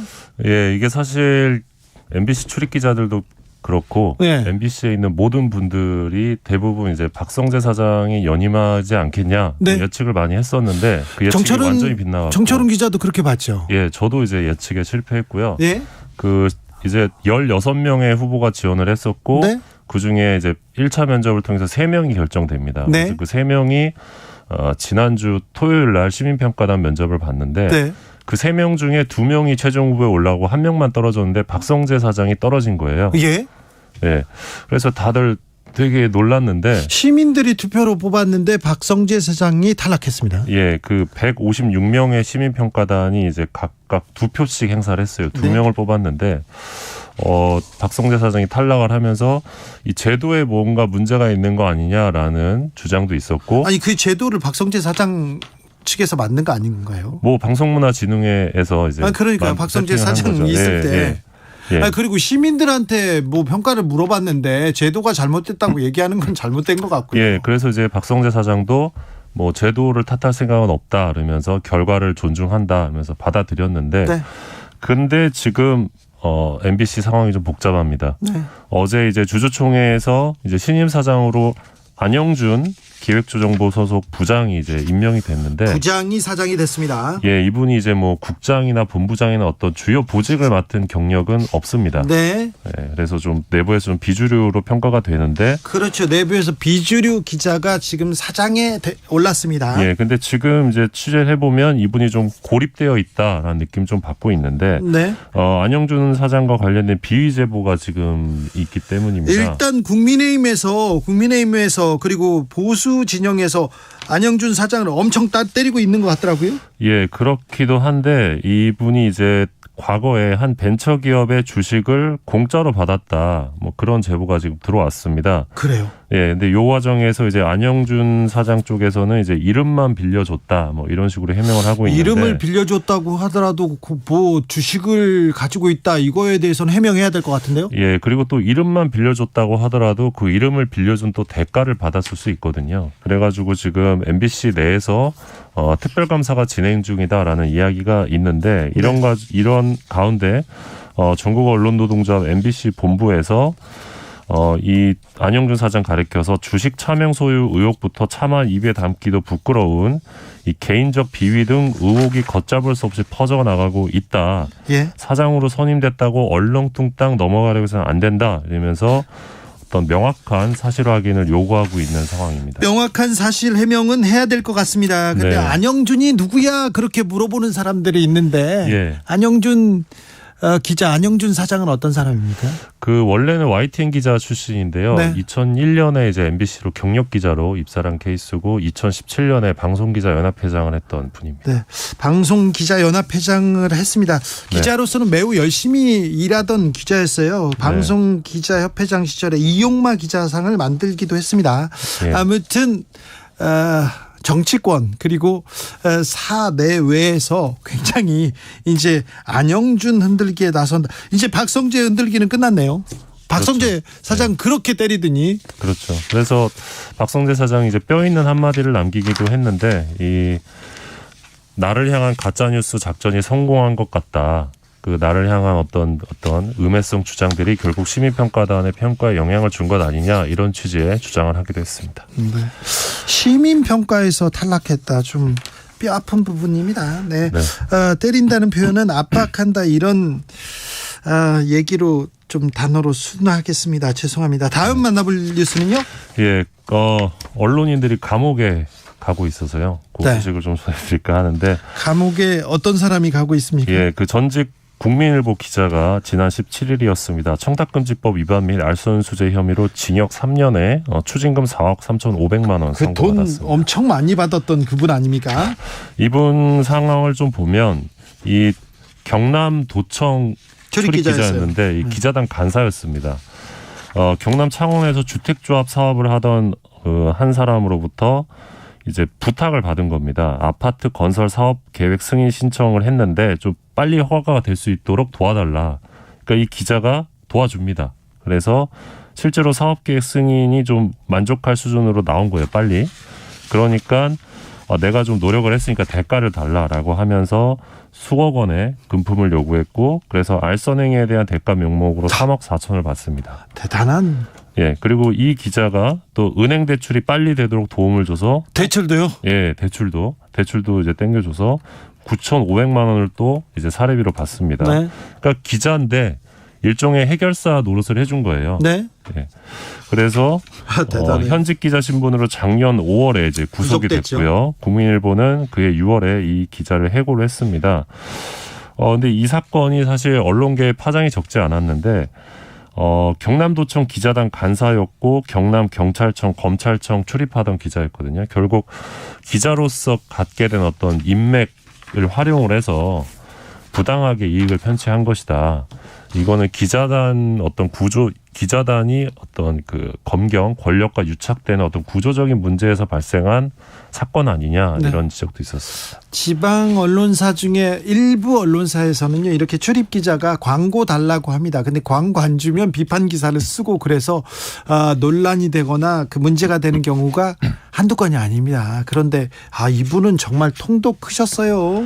예, 그 또 다른 사건도 최근에 있었는데 지난 19일에 대전지검에서 이 깡통 전세를 이용해서 이 136명에게 325억 원대의 부동산 사기 행각을 벌인 이 전직 대전방송 기자와 방송 작가 등 4명을 구속 기소했다고 밝혔습니다. 그래요? 부동산 사기 행각을 벌이다니. 예. 작가가요? 작가랑 이제 기자랑. 어떻게 해요? 그러니까 이제 법인을 만들어 가지고 깡통 전세 오피스텔 600여 채를 매입한 다음에 전세 세입자가 있는 사실을 숨기고 월세 수익이 보장되는 매물로 속여서 피해자들에게 판매했다고 하는데요. 네. 이걸 판매하는 과정에서 이 사람이 대전방송에서 되게 유명한 기자고 앵커다. 네. 이런 식으로 해서 좀 신뢰를 줬다고 합니다. 그렇게 해서 돈을 좀 상당히 벌다가 이제 구속이 된 상황인데. 깡통 전세로 이렇게 방송사 앵커와 작가가 구속되기도 했네요. 예, 그래서 이런 상황들이 사건들이 좀 반복되고 있는데 기자의 본분을 잊지 말아야 되는데 왜 이런 일이 계속 반복되고 있는지. 몇 해 전이었습니다. 조선일보 주필 송희영 전 주필 그리고 김영수 디지털 조선일보 대표 등한테 이렇게 로비를 하던 박수환 씨가 있었어요. 예. 이분은 그러니까 로비를 하고 기사를 써주고 이렇게 돈을 엄청 받아 먹었어요. 받아 먹었다 이렇게 얘기도 부적절한데 이게 언론을 하나의 수익 창출 부가가치 창출을 해내는 그냥 모델로 삼은 건데 이게 저널리즘에서는 한참을 벗어납니다. 맞습니다. 네, 좀 더 각성해야 되는데 이거 욕먹을 만한 언론이 이런 사례들이 요즘 너무 많은 것 같은데 이 최근 한국 광고주협회가 이 사이비 언론 신고센터를 새로 열었습니다. 네. 그러면서 기자라는 지위를 악용하는 그런 사이비 언론인을 좀 제보해달라 이렇게 밝히면서 광고주협회로 직접 제보가 들어온 이 부적절한 갑질 사례를 공개를 했는데 이게 참 황당했습니다. 네. 일단 성수기에 콘도 청탁을 한답니다.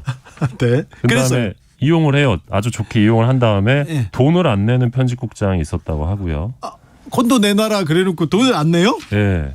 콘도 예약 좀 해줘 해서 콘도를 예. 쓰고 나서 돈을 안 주는 겁니다. 왜? 예, 그래도 예약도 어려운데 그러니까 편집국장이라니까 줬더니 돈을 안 줘요. 돈도 안 줘요. 그리고 네. 고급 식당에서 이 홍보 담당자랑 이제 점심 약속을 합니다. 네.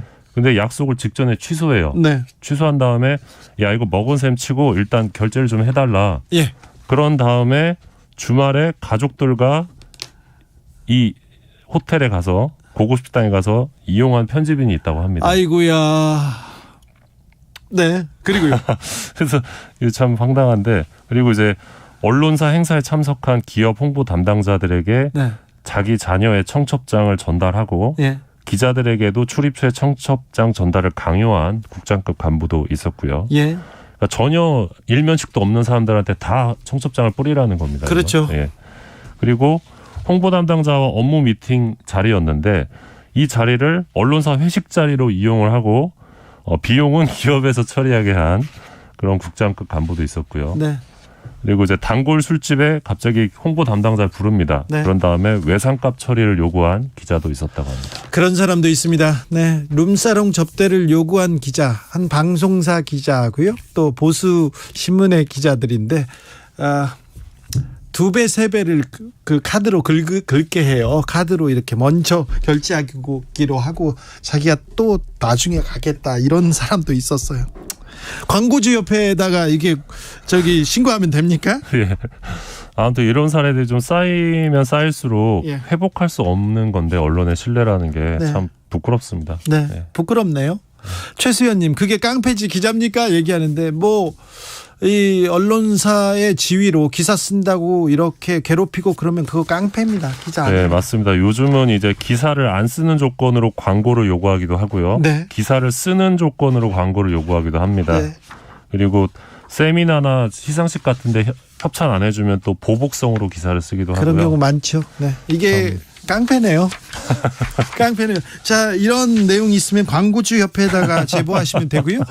미디어오늘 정철은 기자 그리고 저한테 제보하셔도 됩니다. 제보해 주십시오. 주진우 네. 라이브에서도 이런 기자들은 혼내겠습니다. 네. 저도 취재해가지고요. 이렇게 보도하겠습니다. 네. 기자들의 수다 미디어오늘 정철은 기자였습니다. 고맙습니다. 교통정보센터 다녀오겠습니다. 이현 씨. 네, 예상보다 더 어려운 금요일 퇴근길입니다. 중앙고속도로 부산 쪽의 정체도 평소보다 길게 이어지는데요. 다부터널에서 동명-동호 쪽으로 정체고요. 이후로 대간 분기점에서 삼락 쪽으로 꽉 막혀 있는데요. 이 사이 대저 분기점 부근에서는 승용차 사고도 처리하고 있습니다. 경부고속도로 양방향 지나기도 많이 답답하시죠. 부산 쪽은 특히 천안에서 천안 휴게소 쪽으로 많이 어렵고요. 17km 구간 정체가 이어집니다. 서울 쪽으로 전체 50km가 넘게 막히고 있는데 이 가운데서도 입장에서 오산까지는 27km 구간 답답합니다. 서울시내 간선도로도 빨갛게 물들어 있습니다. 올림픽대로 공항 쪽은 성수에서 가양대교까지 정체고 1시간 이상 걸리겠습니다. 일산 쪽의 강변문호 동호에서 가양대교까지 막히면서 1시간 정도 예상됩니다. KBS 교통정보센터였습니다.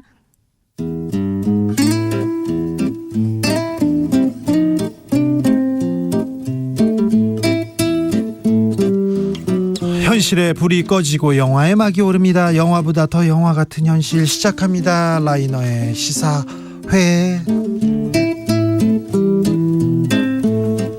영화 전문 유튜버 라이너 어서 오세요. 네, 안녕하세요. 오늘은 어떤 이야기 해볼까요?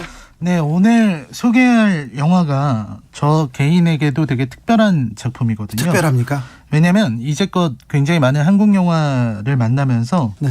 제가 참 지금까지 한 번도 느껴보지 못한 것을 느끼게 해준 작품이기 때문입니다. 느껴보지 못한 좋은 점이죠. 그렇죠. 네. 그래서 최고로 평가하자면 최근 10년 이내에 나온 작품 중에서 이런 소재를 다룬 작품 중에서는 최고의 작품이다라는 생각이 드는데요. 네. 바로 정주리 감독의 다음 소희라는 영화입니다. 다음 소희. 여기저기에서 수작이라는 극찬이 뒤따르고 있습니다. 어떤 작품입니까? 네, 다음 소희의 일단 정주리 감독은 원래 도희야라는 영화로 작품성을 인정받은 작품입니다. 네. 그런 감독이고요.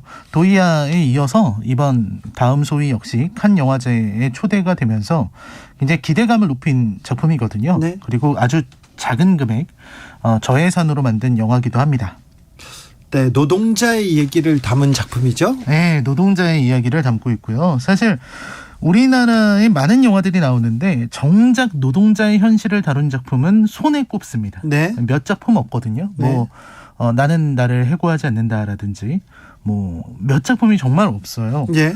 그런데 또 노동자의 얘기를 다루면요, 다 막 가슴 아프고 절박하고 심각하고 그래가지고 영화 보기 싫어요, 힘들어요, 그런 작품들이 많았거든요. 네, 그런 작품들이 좀 있었고요. 그리고 또 이렇게 청년의 이야기, 또 젊은 세대의 이야기를 다룬 작품들은 더더욱 없었습니다. 근데 이 작품을 너무너무 잘 만든 영화라고 할 수 있겠습니다. 그래요? 이야기를. 라이너가요?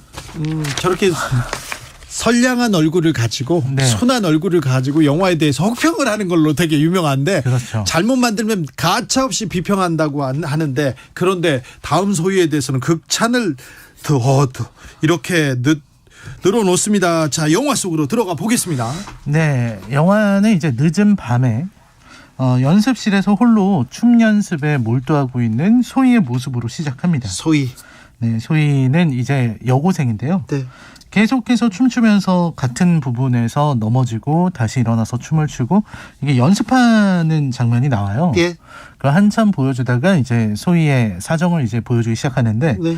소희는 이른바 특성화 고등학교를 다니는 학생입니다. 옛날에 상고, 공고 이런 데죠? 그렇죠. 네. 예전에 실업계라고 했는데 실업계. 그걸 특성화 고등학교라고 하는데요. 네. 거기에는 실습 교육이라는 과정이 있다고 합니다. 고등학교 3학년 때 졸업을 앞두고 이제 실습 가잖아요. 그 회사 가면서 일도 하고 돈도 좀 그렇습니다. 받고 그렇죠. 그렇습니다. 그래서 이런 학생들을 산업 현장으로 보내는 그런 건데요. 그래서 실습생으로 취업하게 만드는 건데, 이 소희는 이 담임 교사의 기대를 한 몸에 받고 있습니다. 네. 왜냐하면 소위 대기업이라는 곳에 갈 수 있게 됐거든요. 대기업으로 소희는 갔군요. 네, 그래서 이제 대기업이다 이런 얘기를 듣고, 그 다음에 사무직이다 이 얘기를 듣고 나서 소희가 이제 자기랑 같이 춤추는 친구하고도 이런저런 얘기도 나누고 꿈에 부풀었겠네요. 이제 나는 사무직이니까라는 생각을 하고서 이제 가게 됩니다. 근데 그 대기업이라는 곳은 670명의 사원이 일하고 있는 곳인데요. 네. 이동통신사의 하청을 받는 곳이었습니다. 거기서 무슨 일 합니까?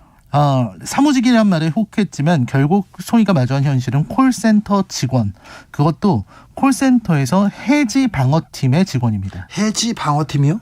네, 해지 방어팀이 어떤 거냐면요, 해지를 하려고 전화를 하잖아요. 인터넷 같은 거를 해지하려고 전화를 하면은 그 전화를 최대한 돌립니다. 이거는 이쪽으로 연결을 하셔야 되고요. 전화를 저쪽으로 연결해 드리겠습니다. 이러면서 계속 전화를 돌리는 거예요. 그래서 지쳐서 해지를 못하게끔 만드는. 그리고 해지를 하겠다고 하면은 계속해서 이 위약금이라든지 이런 걸 얘기를 해서 해지를 못하게 만들거나, 아니면은 그 끝내 해지하겠다는 사람에게 최대한 시간을 끄는 그런 일을 합니다. 그리고 해지를 잘 안 시켜주고 이제 해지를 하겠다는 사람한테 갑자기 다른 광고 상품을 이야기를 하기 시작하고, 이런 게 이제 해지방어팀이에요. 그러니까 해지방어팀에 전화하는 사람들은 되게 화가 나 있습니다. 그렇죠. 왜냐면 해지를 하고 싶은데 자꾸 해지를 안 해주고 자꾸 돌리니까. 자꾸 돌리고 그러니까 화가 나지 않을 수가 없는 거예요. 네. 근데 이게 사실은 그 이동통신 그 회사들이 가지고 있는 영업 방식인 거잖아요. 그렇죠. 매뉴얼이 있겠죠. 그 매뉴얼대로 하는 거잖아요. 그 매뉴얼은 뭐냐면 해지를 못하게 하려는 그런 술법인데, 그렇게 해서 계속해서 이 고객들을 화가 나게 만든 다음에 그 화를 온몸으로 받는 것은 최전선에 있는 이 콜센터 직원들인 겁니다. 소희가, 이 여고생 소희가 이 일을 해야 됩니까? 그렇습니다. 아이고. 이게 이 여고생 이야기에도 너무 어려운 일이고 누가 해도 어려운 일인 거죠. 그리고 소희에 대해서 계속 영화는 보여줍니다. 소희는 이제 굉장히 당차고 똑똑한 인물이에요. 자기 친구가 이런 그 인터넷 방송 이런 것도 하고 유튜브도 하면서 이제 음식점에서 방송을 하고 있으니까 옆에서 웬 남자들이 시비를 걸어요. 저게 무슨 일이야? 일을 해서 돈을 벌어야지 막 이렇게 얘기하니까 소희가 가서 그 남자들이랑 막 싸웁니다. 그 정도로 이제 당찬 인물이라는 걸 보여주는 거죠. 그랬는데 이제 이 정말 다른 고등학생들과 다르지 않았던 소희가 이 해지방어팀에서 일하기 시작하면서 엄청난 충격을 받기 시작해요. 그러니까 어떤 일들이 있냐면 그냥 이 고객이 화를 내면서 전화한다 이 정도 수준에서 끝나는 게 아니고 욕을 먹기도 하고요. 성희롱을 당하기도 합니다. 아이고. 그러니까 갑자기 정말 이상한 사람이 전화해서 성희롱 아주 성적인 그런 얘기를 하는 거예요. 그렇게 혹은 또 어떤 사람은 이제 인터넷을 제발 좀 해지를 해달라고 우리 아이가 죽었는데 인터넷 해지하고 싶다고 막 울먹이면서 전화하는 사람들도 있어요. 네. 그럴 때마다 소희의 마음이 조금씩 무너져 갑니다. 네. 계속 조금씩 마음이 이제 무너지고 쓰러져 가는 거죠. 네. 이런 스트레스를 어떻게 인간이 다 견딜 수가 있을까 하는 네. 생각이 들 정도인데 이제 그런 부분에서 소희는 계속해서 충격을 받게 되는데요. 감정 노동이라고 하지 않습니까? 그래서 그 감정이 하나씩 두씩 이렇게 상처받고 이게 이렇게 남아나지 않는 그 가슴 어떻게 해야 되나요? 소위 걱정됩니다. 네. 그런데 여기서는 더 문제가 네. 소희가 그냥 그렇게 감정 노동을 하면서 네. 스트레스를 받는 데서 그치는 게 아니라 돈을 제대로 주지 않습니다. 돈도 안 줘요? 네. 월급이 뭐 80만 원 이렇게 나오고요. 그 학교하고 이 회사 사이에 이중 계약서를 썼어요. 거기에서요? 네, 회사에서 계약서를 또 쓰고 그다음에 선생님이 잠깐 나오라고 해서 자기 차 안에서 계약서를 한 번 더 쓰게 만듭니다. 아이고. 그리고 인센티브를 약속했지만 인센티브를 주지 않아요. 네. 인센티브를 안 주는 논리도 굉장히 아주 특별합니다. 인센티브를 왜 안 주십니까? 라고 하니까 3개월 후에 주겠다. 그게 원칙이다. 아니 3개월 일을 안 할 텐데. 그러니까 그동안에 네가 그만두면 안 되니까 네. 그만두지 못하게 하려고 인센티브를 늦게 준다는 거예요. 나쁜 어른들을 다 만나야 돼요. 이 사회에 오면. 그래요. 아이고, 나쁜 사람만 있는 건 아닌데 나쁜 사람들을 만나야 됩니다. 배두나 씨는 어떤 역할로? 네, 배두나 씨는 이제 영화의 중반부터 등장합니다. 네. 처음에 배두나가 이제 유진 역할인데 네. 경찰이에요. 예. 근데 우리를 대신해주는 인물이기도 하고요. 동시에 한계도 가진 인물입니다. 그래서 소희가 겪게 되는 사건이 있는데요. 그거를 이제 다니면서 이제 왜 이 사회가 이렇게 됐는지, 왜 소희는 이렇게 될 수밖에 없었는지 그거를 하나하나 밝혀내서 우리 눈앞에 보여주는 그런 인물이에요. 배두나가. 네, 보여주는데 거기서 정말 기가 막힌 얘기들이 많이 있습니다. 그러니까 이게 모든 것이 다 이 대한민국이라는 사회의 성과주의가 낳은 그런 문제라는 거죠. 네. 회사에서도 성과를 올리기 위해서 계속해서 소희라든지 이런 콜센터 직원들에게 무리한 노동을 강요할 수밖에 없는 거고. 네. 그리고 이제 학교에서도 아니 어떻게 학교가 이런 걸 할 수 있느냐 막 따져요. 실습 교육이라길래 그렇죠. 나는 무슨 대학생 의대생들 인턴 나가는 그런 건 줄 알았는데 이거는 어디서 일하는 줄도 모르고 어떤 일을 당하는지도 모르고 교사들이 내보낸다. 근데 알고 보면은 그 교사들도 성과를 올리지 않으면 안 된다는 거예요. 네. 그래서 각 학교마다 그 순위가 벽에 붙어 있습니다. 그래서 그 순위를 높이기 위해서 열심히 한다는 거죠. 그러기 위해서 아이들을 그런 어떤 정말 여러 고통을 받아야 되는 산업 현장에 내보내는 일들을 하고 있었다. 그래서 그걸 따지기 위해서 이제 교육청까지 가는데 교육청들도 마찬가지입니다. 임세정님, 어른들이 잘못했네요 얘기하는데 사회에 나오면 진짜 불합리하고 부조리한 일이 너무 많잖아요. 근데 그런 일을 우리 젊은이들한테 시켜야 되는 거, 정말 나쁜 어른들을 만나야 되는 거 참 안타깝습니다. 그런데 이런 모습을 제대로 보여줬으면 이거 큰일 나겠는데 이 영화를 추천하는 이유가 뭡니까? 이 영화를 보면서 제가 느끼는 것은 저는 아직도 세상을 바꾸려고 사람들이 많이 노력하잖아요. 주진우 기자님도 많이 노력하고 계시는 거고 정치인들도 노력하고 각자 모든 사람들이 자기 분야에서 노력을 합니다. 근데 저는 문화의 힘이야말로 세상을 바꾸는 가장 큰 힘 중에 하나라고 생각을 해요. 세상을 바꿀 수 있는 것 중에서 문화는 가장 선명하게 세상을 움직일 수 있다고 생각합니다.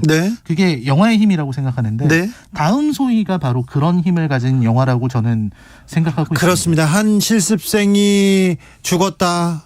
근데 죽었는데 그 아이의 죽음을 쫓아가 봤더니 이런 부조리가 있더라, 이런 일이 있더라. 이걸 기사로 쓸 수는 있습니다만 또 영화로 만들어서 사람들이 공감하고 이런 사회, 이런 시스템은 고쳐나가자 이렇게 생각하면 이 문화의 힘, 영화의 힘이 큰 거죠. 그렇습니다.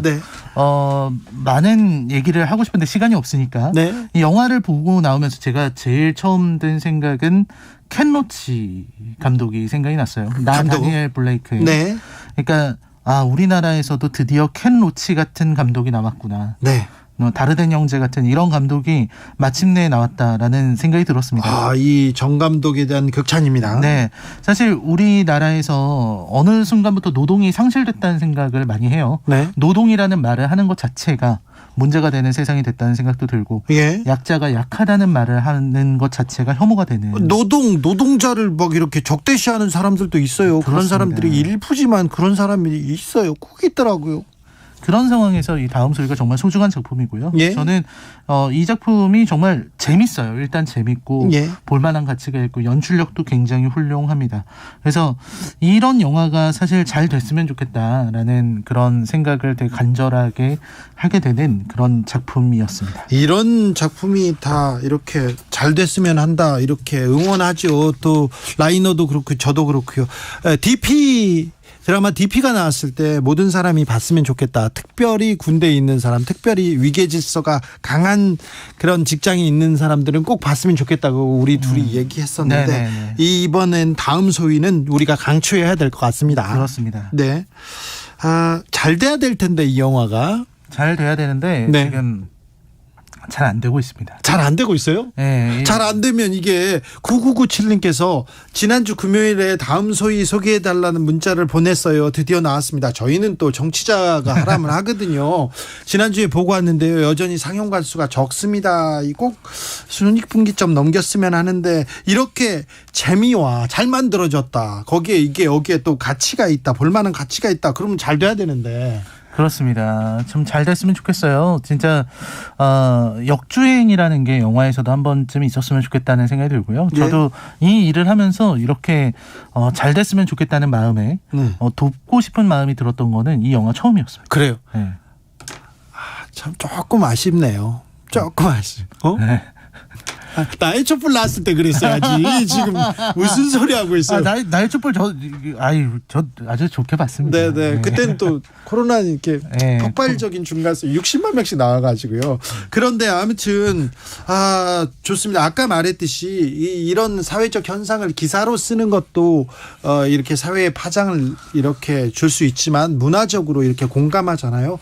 훨씬 많은 사람들의 마음을 이렇게 모아서 또 행동으로 이끌어낼 수 있거든요. 그러니까 좀 잘 됐으면 좋겠습니다.